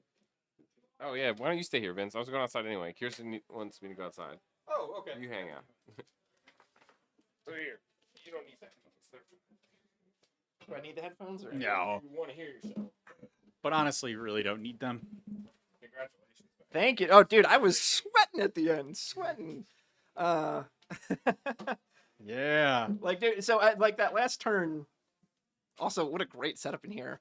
I'm just trying to plan for everything. I was like, if he top decks super goof, I just lose, right? Yeah. So I was like, well, I want to do the Pete, and then if I could zap the Tala, but I didn't have enough to and I would have had to sing with someone, which is what I ended up doing. I was like, and then it exposes a super goof. I was like, if I just play the Pete, I have 19 on board, and I'm going through my head. I'm like, what can he draw? He can't play an action. I was like, if he draws Sisu though, and then Sisu blows out my 2 costers, and then I'm forced. I was like, Honestly, you came really close because he had, the Pete prevented him from playing How Far I'll Go, but Yeah. one card underneath that was that the Sisu? Sisu. Yeah, so So yeah, certainly. I mean, honestly, Andy and I were talking about the outs here, and we're like, okay, so Rudros has to play yeah. the Pete for sure, right, to prevent any kind of song action. Yeah, like now I the can't question, have you prep off the top. the question is, does he turn everything sideways here and risk that super peepo, Right. or does he say, you know what, I've got to go for it because otherwise I'm going to lose these characters if a that big sea suit comes down. Well, So and they're that's really difficult choice. Oh, it was, and it was at that point. It's just pick your poison. Yeah, Like, I was, right, well, right. I just at some point I have to hope because if and my theory was okay if I do the Pete, obviously no action saves me. Tala alone can't quest for victory. He has to get super goof because if I then quest out, even if he drops Sisu, enough will survive on the board. I then just quest out and win. Yeah. So it was like. So again, it was like really the super goof. I was like, unless he had some other instant lore that was, dude. I will not deny you though. When he dropped double manner, I was like, oh, well, I guess I'm losing this game. Like that Yeah, early. well, It's like, I mean, this is we clearly over. Like, we were talking about this, and it's the thing I always stress is right. It's like these games can look like they're lost Yeah. really early on, and what the great players say. Okay, you know what? Yeah, this looks bleak for me, but let me figure out what my outs are and try to play to those outs, and what happens happens, and you just you were successful because you didn't get those like early cards in that game that you were hoping for. Yeah. Plus, he got those two manners out, but you were successfully able to start to get your discard package online to kind of force him to make choices and also just be fearful of the discard as well. So it's just one of those things where Aiden was playing around that as best he could by trying to ink everything he could to when an opportunity struck to be able to play things like a be prepared.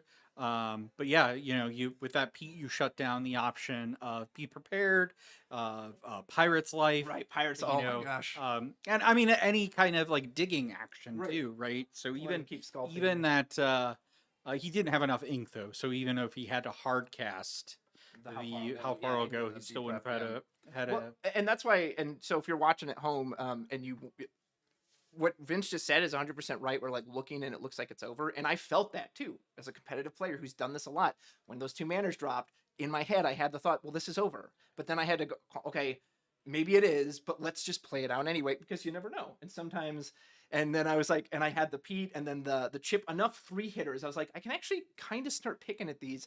And for me, even though it slowed me down in dealing with the mana return, when I saw he had 3 in hand, I was like, well, I've got double sudden chill and the hit. I was like, I'll just put him in top deck mode.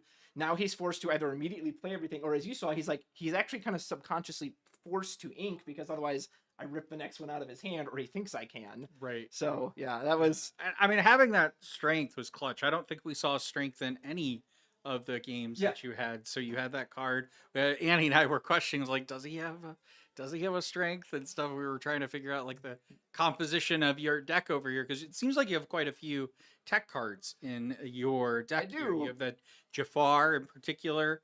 And with the Calhoun was like, I was like, oh, I like that. That's nice. Yeah. Also, that Maui we don't see a lot of.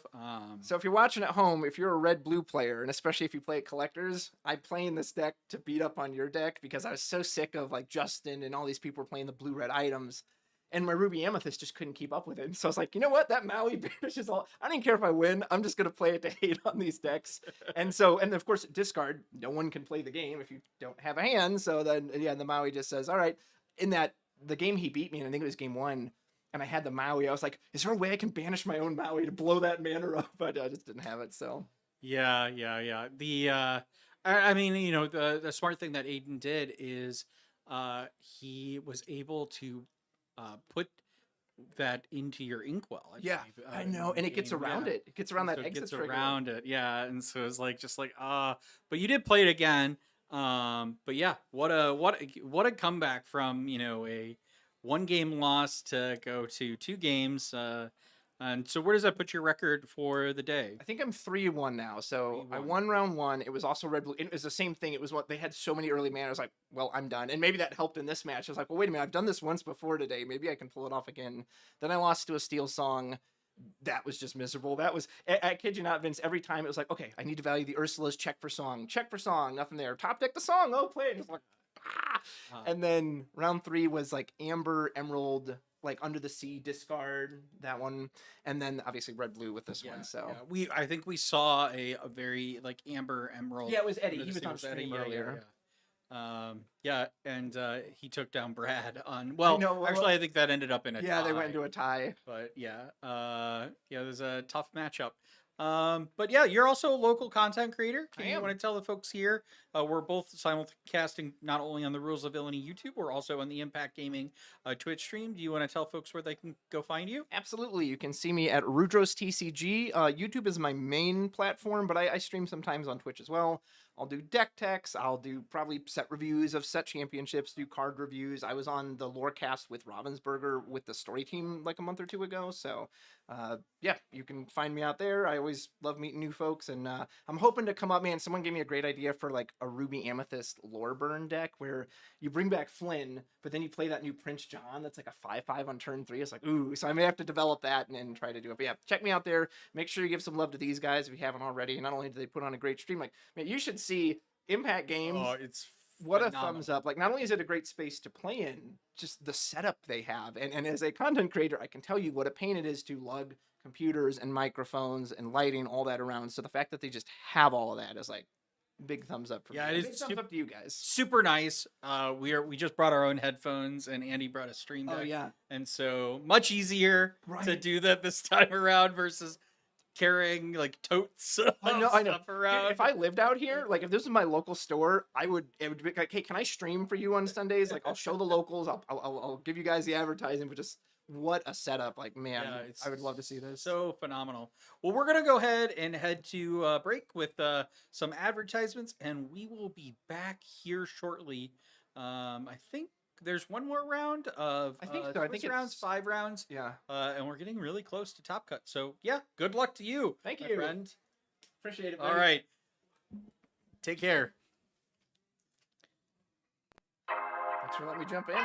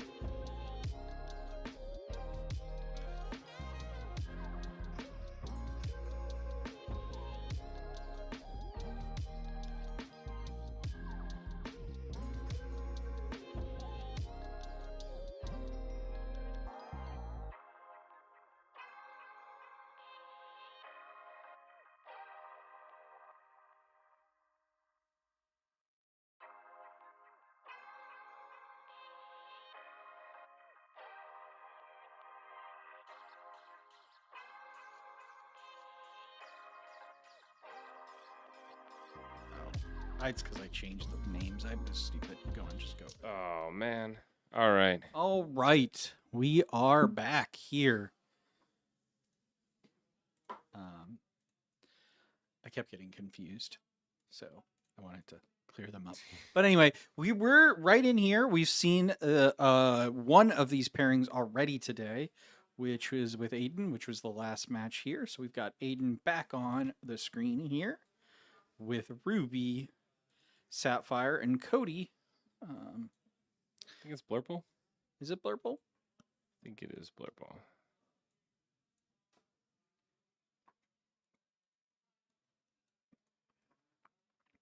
We'll get everything corrected here on stream in just a second. Blurple. I think that's right. I think we have to reset it, and Oh right. I think They did. Oh. Wins. and then we got to reset the. Oh right there. That's what you're saying. Okay. So just refresh. That's the name though. I'm looking for inks. Refresh the inks. Refresh the inks. There we go. There we go. All right. We're in round 5, the last round here. Everyone's fighting Sweet. for a chance to hopefully make it into the top cut here.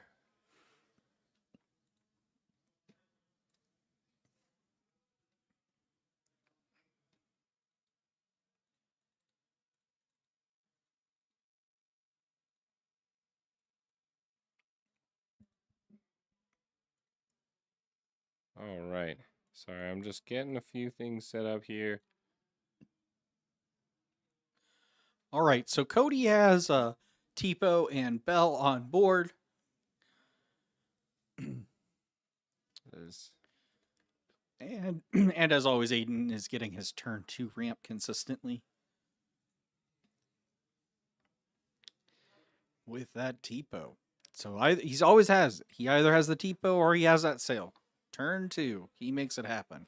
That's what you're always looking for, though. That's what And you're so looking for. Cody has the perfect opening that he likes for Blurple here. He was able to get that bell popsicle off, and then he was able to use the bell to sing friends on the other side and plays a manor.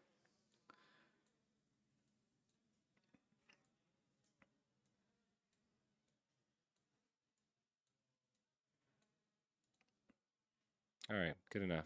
Cool. Thank you. Awesome.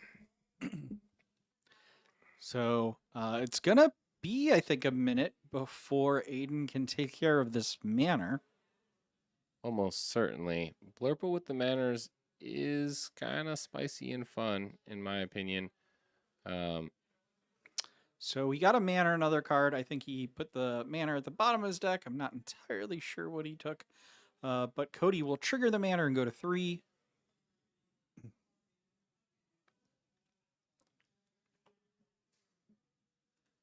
Yeah, the manor. I like playing manor in Blurple as well as maybe even castle or library. Just the locations can be really nice because they can help you pressure lore really, really quickly. We're gonna let it go the Grammatala. Don't know that Aiden is too unhappy. No, I mean, I think really what Cody's trying to prevent here is singing How Far I'll Go. That's very true. He's also preventing the manor from being taken know, with a Maui and a. But I think Aiden is like, you know what? Fine. I'll hard cast it. Thank you. And I think we will see something inked here. One of his couple sharks as well. And we'll see a Vitalis Sphere come down. That is huge. That means a shark next turn That can be is played so and good. take out the manor. Yeah. Maybe asking Cody, maybe asking what that does, or getting a reminder. But we will be able to see this played with something like a shark next turn to take out the manor in its entirety. So sail played from Cody. Be able to ink an extra card this turn. Catch up on the ink here. Both Did he draw that Shadow Finder off that. Yes, he did draw the Shadow Finder. Not a bad play here, but again, I mean, Tipo isn't really threatening much. And the moment that manor is gone, a B prep comes down, and Aiden's own manor comes down, and it becomes very, very difficult.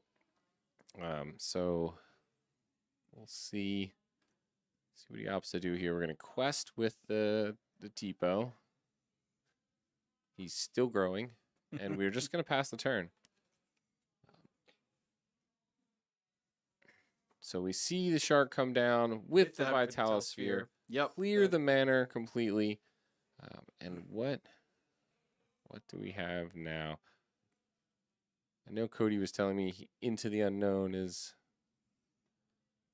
a good card. He's been liking it today. I tried to talk him out of it, trying to talk him off the ledge, but You keep trying to talk would be- everybody off the ledge on the Into the Unknown. it would be nice here. It would be usable, if you will. And he is able to sing it with the Yep, bell and he gets it. into the shark. That is definitely a good play. It definitely worked out here. So quest for 1 go to 9. Yeah, it did work out. I just don't think I agree with you on that. I really do think I think it's a good card. I just hate that it has to be exerted. He already got his value out of that shark. Imagine if he played that shark without the Vitalosphere and then had the, just like, he gets a whole turn with it. You can't remove it. You need an Elsa to combo with it. And I feel like Let It Go is just a little stronger. And I feel like at the 3-drop slot especially, you need removal for the early game threats like a Diablo. And if you play Into the Unknown on my shifted Diablo on turn 2 with your bell, then I'm not particularly mad. So we see a double genie here. We see a good comment. Oof, letting it go, Atala, then hard casting. How far I'll go. It's basically double ramping them. Yeah, that's Yeah, why I that's a said very I good don't point. think he really matters. He's really mad about the extra ramp here. And the question is going to be is this 9 lore, potentially 11 lore lead that Cody has built up here going to be worth it? We have seen lore leads like this erased in a Easily. matter of just a few turns. And I think we shouldn't forget that Aiden is also running a Pirate's Life in this deck. Absolutely. And So so it can be literally erased. yeah, exactly. Problem is, if you have a shark to get your pirate's life back, you will almost certainly win before you can get your opponent down to 0.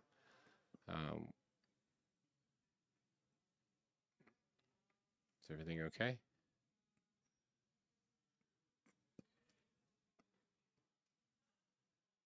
Maybe grabbing some dice or something?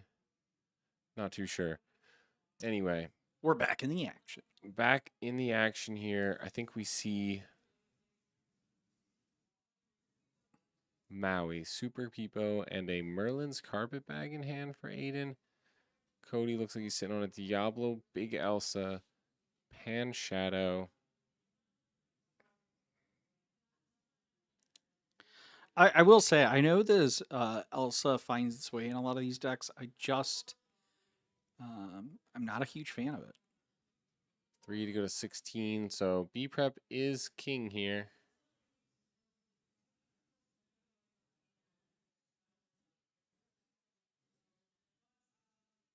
I can't tell what that card all the way to the left is. I can't either. It might be a Pirate's Life. 1, 2, 3, 4, 5, 6.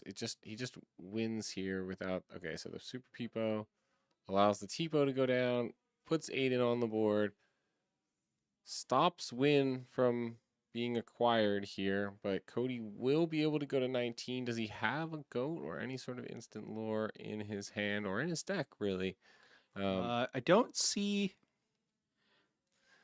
There, it looks like he's got a crab in hand, so not the. Pan Shadow, Crab, Diablo, Elsa in hand. Yeah. Interesting.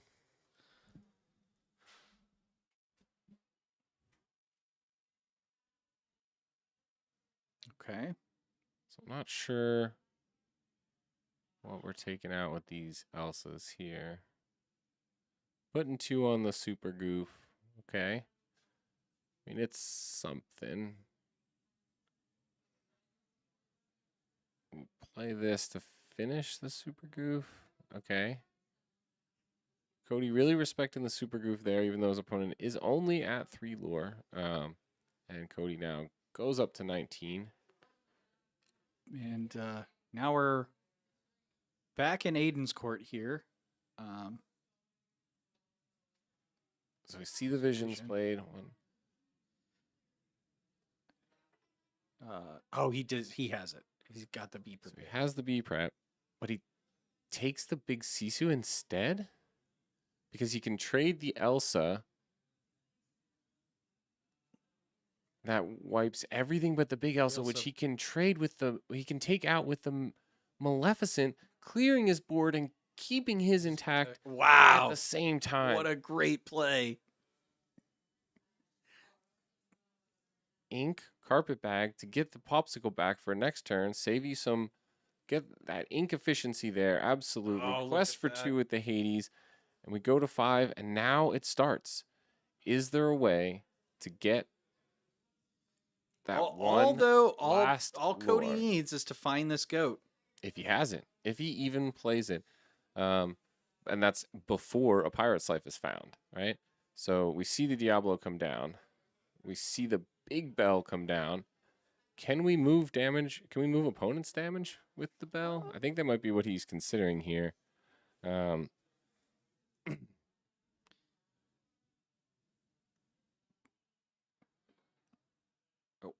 Player 1 here is Cody. I think he can play this. You move up 3 damage from chosen character, chosen opposing character. Yep, so he is going to move 3 onto that big Sisu. Oh, and we find the B prep. Wow, with the manor. So we quest for 5. Oh, can we ink and play? No, he's considering whether he wants the 2 lore. He's going to sing it. So he quests for 5, 6, 7 to go to 10. Yep. 12, sorry. And he plays the Be Prepared. Cody getting an extra card. Then he inks and plays the manor.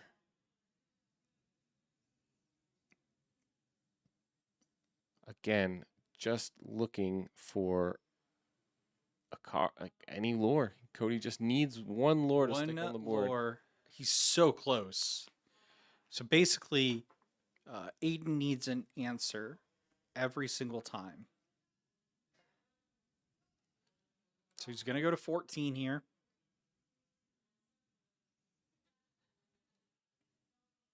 So he has the ability to draw the popsicle with the carpet bag. When he has a let it go.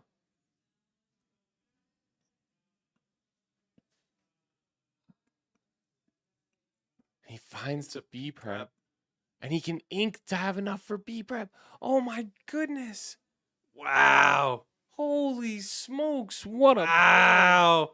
Finds a B prep, has the answer, forces Cody to, again, stay at 19.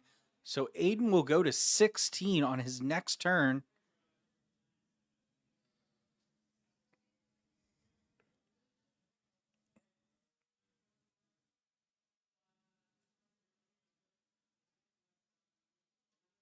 Does he have a Hades? No, it's a hideaway.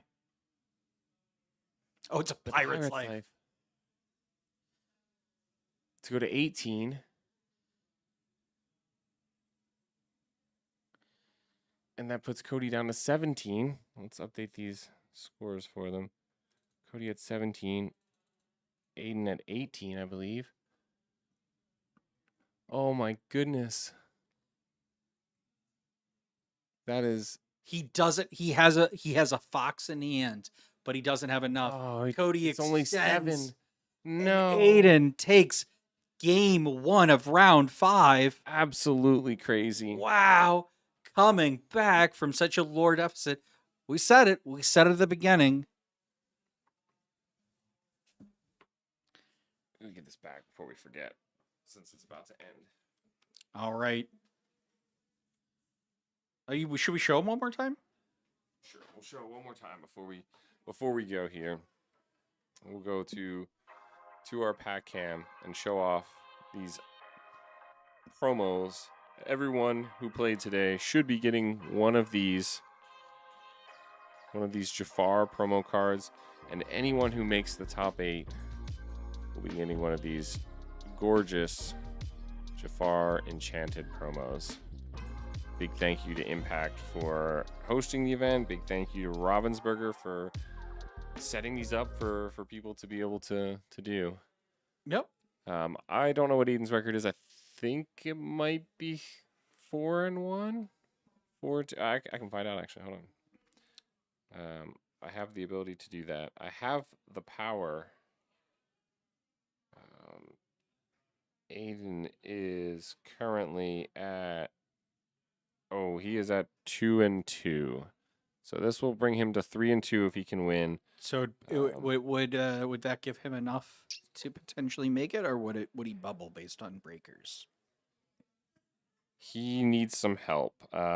Melissa and Brittany are currently the two fighting for the top cut here. If both of them win, they're not playing each other, but if they both win, then they will both get those spots for sure.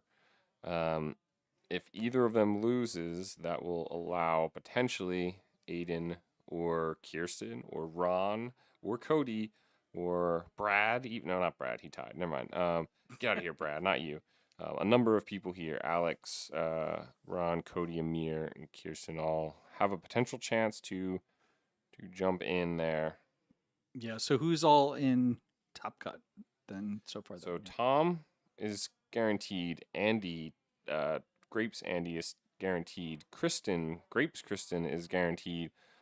Jared as well, not guaranteed. So this is where, so Jared, Tom, oh wait, never mind, hold on. Who tied? So Travis and Tom C both ID'd, so they were in, but Jared and Lucas got pair down. Nope, Lucas and Andy got it. Okay. Tom, Andy, Kristen, Tom, Travis, and Lucas are all in. Jared, unfortunately, got a pair down, and so he was not able to ID to get in. He is playing Brittany, and Melissa is playing Amir. Again, if Brittany or Melissa win, they are in. If Jared wins, he is in. If either of them lose, then there's a potential that someone could jump in and take that spot. So, all right, Vince, I'll let you take it over. I'll be right back. All right, you're all stuck with me.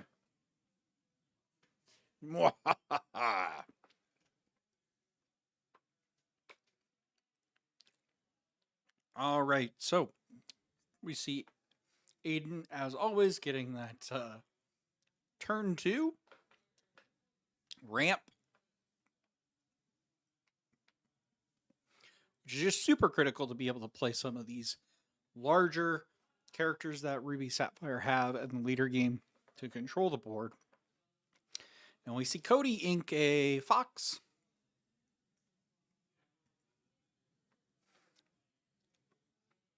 So he's going to sing friends, draw 2, draws a fox and a sail.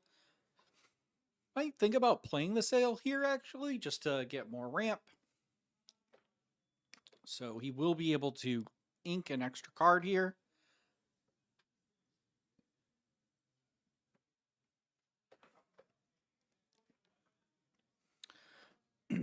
Probably thinking to ink. She's going to choose to ink one of the foxes. Maybe he plays this Shadow Finder. Yep. Brings out the Shadow Finder.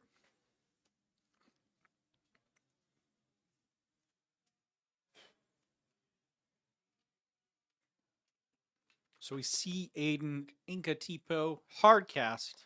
How far I'll go.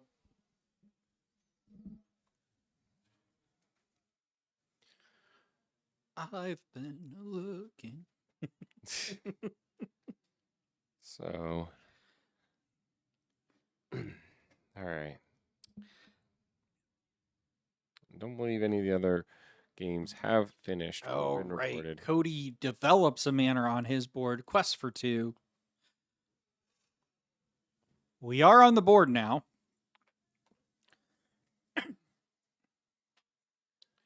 So we see the Tala. Be prepared was one of the cards. I didn't see what else was grabbed. But he did put Be Prepared back under his deck because he already has one in hand at this point. And unlike the previous match we saw against Rudros, no chance of that card being ripped from his hand here. Absolutely. Don't you just love being able to keep the cards in your hand? I do. This is why I'm going to start my campaign today on the Ban Emerald. Okay, ban Emerald. Ban Emerald. What about Amber discard? What about You Have Forgotten Me? Yeah, Banned. I'm Also fine. banned. I'm fine with some of them. What about Steel? What about Beyond the Horizon? Also banned. Yeah, if it says discard, banned. It has discard in the name. It's banned, or in the text. It is banned. So we see the Elsa come down. We will see the Bell traded. This is the same thing we saw last time to try and delay the removal of the manor, right? Because Tala plus Maui equals no more manor. We learned that equation during what was it, last set, when DKP's manor deck was incredibly strong. So we will see the popsicle inked and the turn passed. Do we have the removal for Tammy? Doesn't look like it. Is that Anna? I think that might be Anna in his hand. Anna.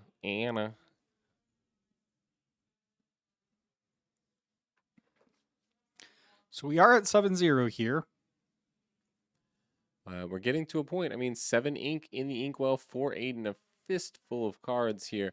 We're very, very close to a point where the corner is going to start to turn, and Cody's going to need to try and put lore pressure on the board every single turn, like we saw before. And 7 is actually less than 9 when we called this spot out last time. And we saw Cody get to 19 and not be able to do it. So we see the Bell come down, moves 3 damage to the Tamatoa.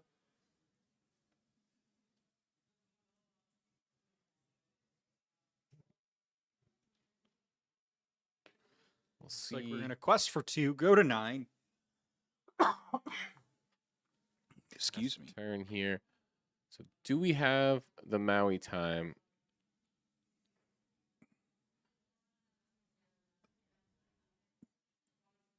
Do we have it? Looks like he has his own manor. And a Pirate's Life? So Pirate's Life goes into the inkwell. Big Sisu takes out everything but the Bell. We'll put 4 damage on the manor and we'll pass and we'll see. Does Cody have an answer for this Big Sisu? The Big Sisu will, of course. We should update that score. Cody's at 11. Yep. So Cody is actually in a better position this game than he was last game. A little bit. It seems like it. That manor has certainly helped out.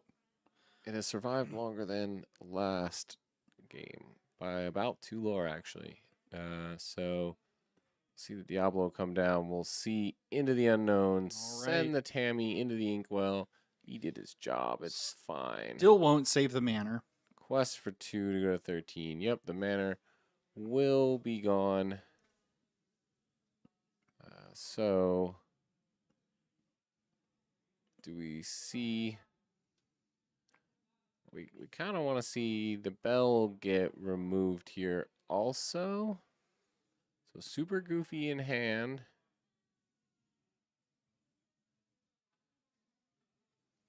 So take out finish the the manor. and then we be prep. Okay. I like that. It's a move. The 4 strength character, very annoying. So he gets the card off the Diablo. It looks like it's a let it go. Not bad. So what do we have for characters here? I think we have Peter Pan, Shadowfinder, an Iago, and a Tipo. Will we use the Tipo? No effect, and he passes the turn. Okay. I think this is where Aiden needs to ignore the Tipo and try and see this as a turn off. Don't play this as a turn where you need to answer something. It looks like he's gonna play this. Yeah, see, that is not. See, you wanted to get more value out of that, right? That Tipo was bait here. Although, if Cody takes this entire turn off to play Let It Go on the Sisu, then we actually that actually worked out. not too bad because now your shark is online before. Ooh, you have the ink to play the shark first. Is there a reason you didn't do that? Oh, he wants to play the manor instead.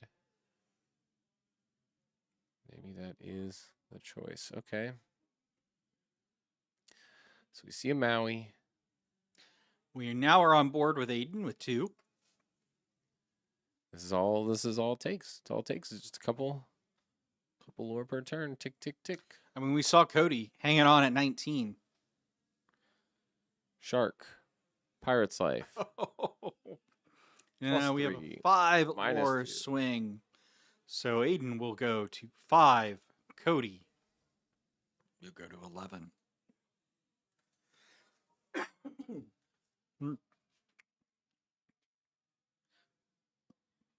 We see a manor played by Cody. I don't know that I like that there. Not if you don't have a way to answer that shark. Although I think Cody is looking to set up for that Shadowfinder plus Iago. However, it will cost both Shadowfinder and Iago. Yeah.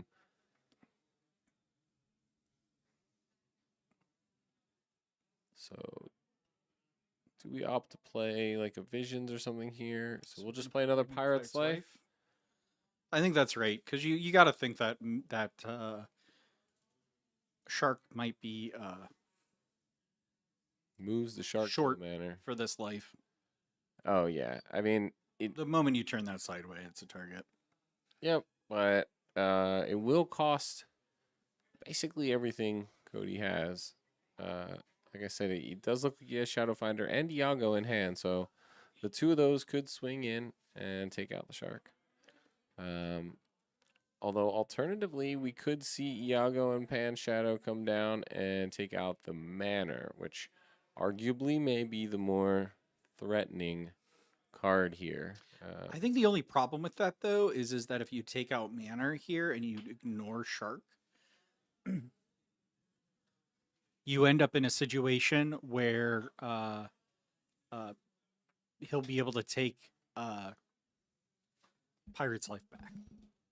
Very true. So he does do what I said originally. Takes out the Maui shark with the Peter Pan and the Iago. Expensive price to pay to remove a demigod. We will see the manor get a couple more lore.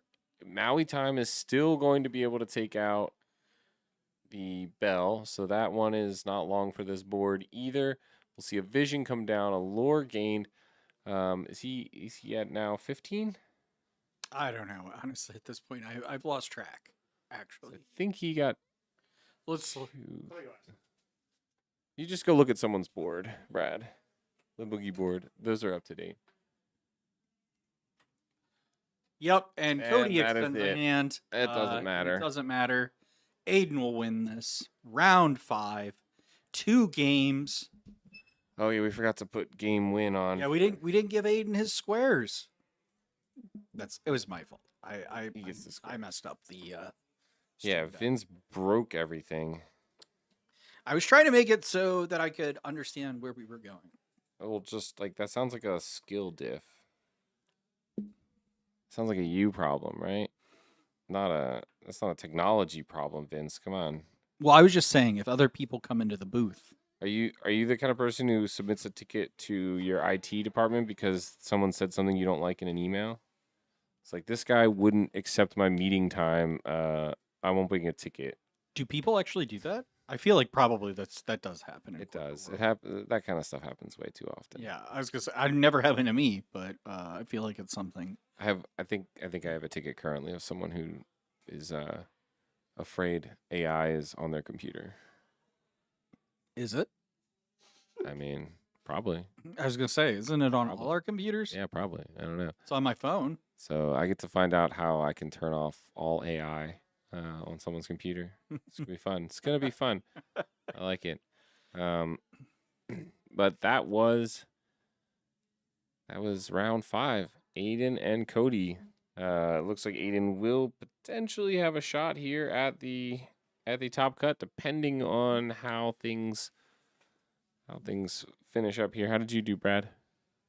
2 wins, a loss, and 2 draws.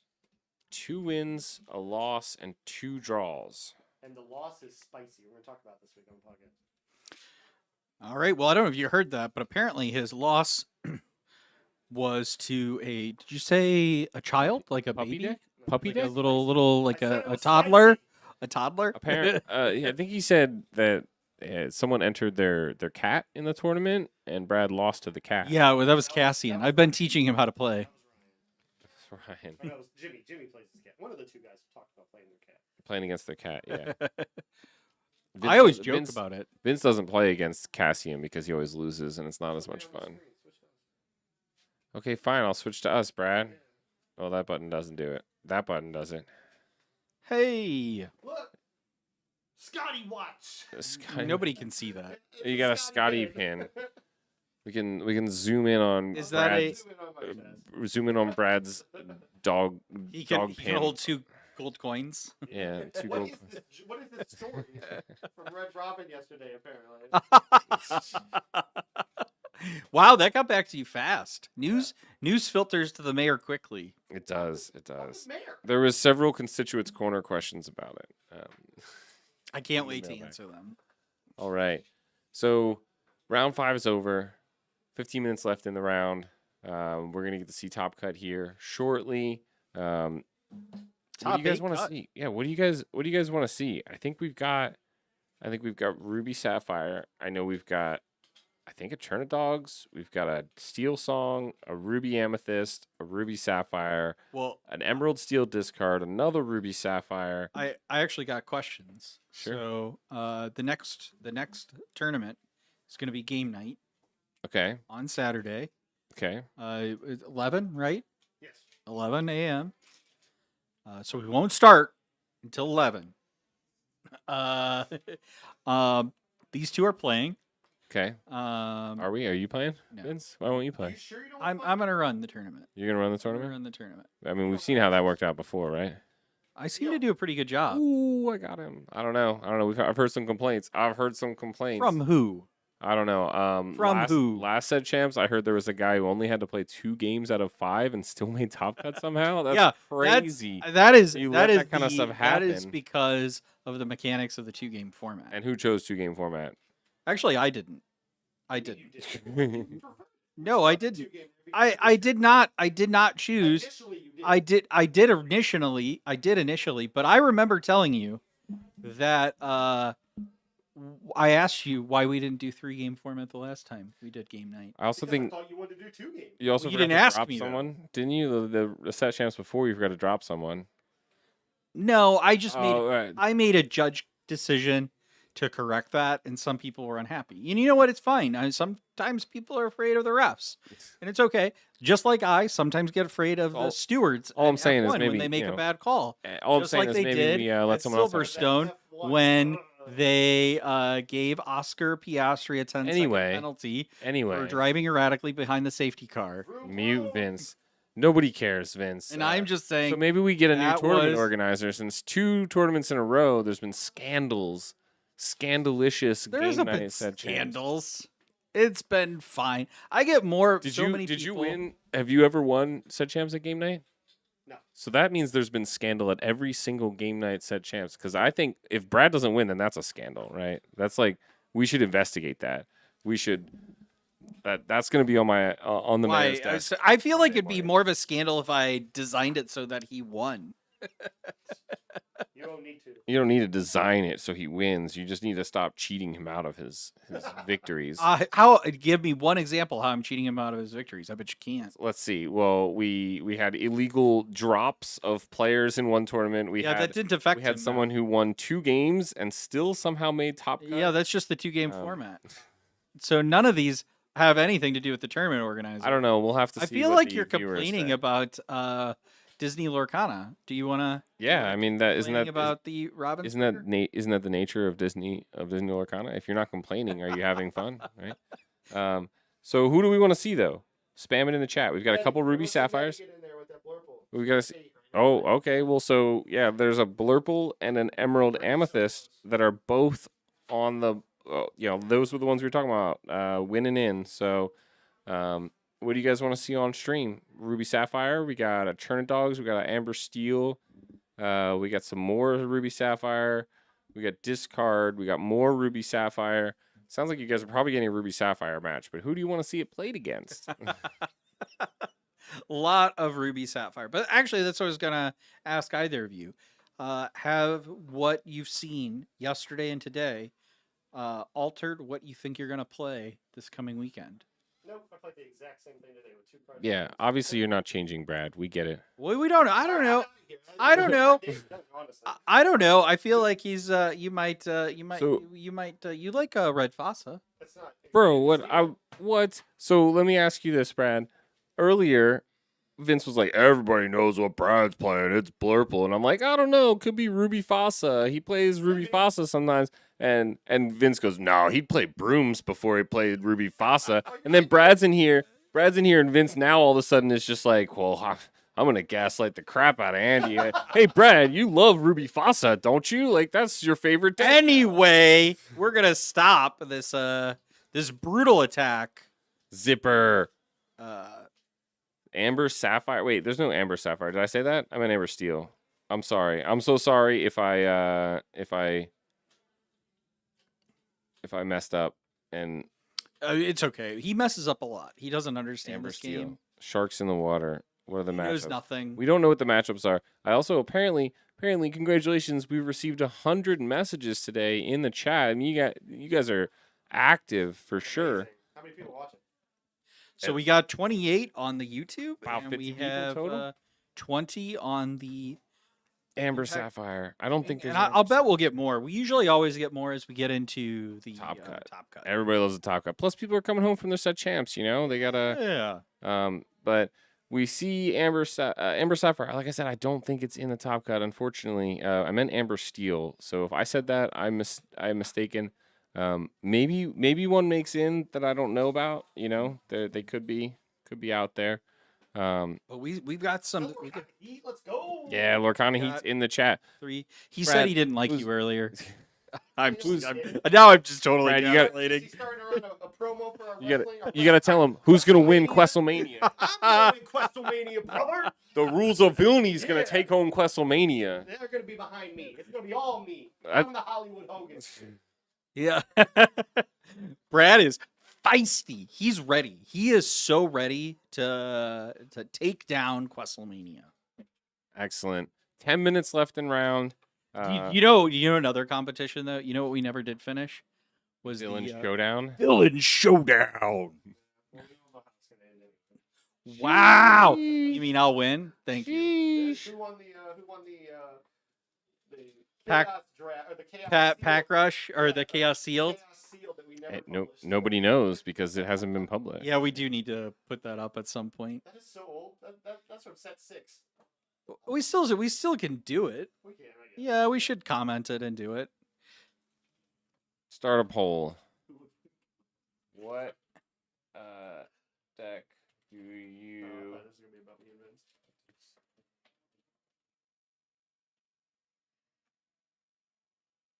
What kind of heat? Let me see. Let me see what you got, brother. Ooh, cream of the crop. And we've lost control of the stream. Vince is frozen over there. Oh no, that's the actual YouTube. Never mind. Do we have Emerald M? Why are you asking them if they're going to see Ruby Sapphire? They don't have a choice. Yeah, they don't really have a choice, but I think those are. I think Are you asking what they want to see on stream? yeah. I think our only choices are Ruby Sapphire, Emerald Steel, Amber Steel. Oh, is that Trinadogs? Andy T is turning dogs. Okay, so then we have that as well. Trinadogs. Don't even put that ink color. It's just turning. Yeah, well, people might get it confused, and we only get 4 choices. So we're gonna start this poll. You guys feel free to do this poll. We're gonna send it. You guys want to stay here? You want to stay here, Brad? No, I'm gonna take off. But Oh, okay. You don't want to cast Eddie the. didn't make it Eddie didn't make it. No. after that fancy deck on the stream with me. Where is Eddie? You don't want to. You don't want to even try to see him. cast the semifinals. I mean the quarterfinals. I can He might cast have one dropped. game and then I gotta Yeah, why don't you cast one game? You can cast one game with Andy. go. Yeah, I didn't get to do that yesterday. You didn't do that yesterday. And that means I get to take a break because I've been like coughing up a storm here. Hope you've been muting and not tooting. All right. Well, we will be back here in less than 10 minutes. We'll see you guys. 7:56, 55, 54. It's actually 9 minutes. We're a little behind here, but when the games are over, and we will get. So I was wrong, Megan. Ruby Amethyst isn't guaranteed in the top cut, so I don't want to promise anything.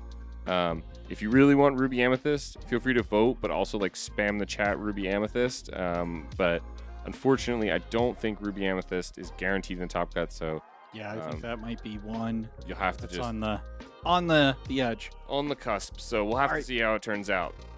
Talk to you guys soon.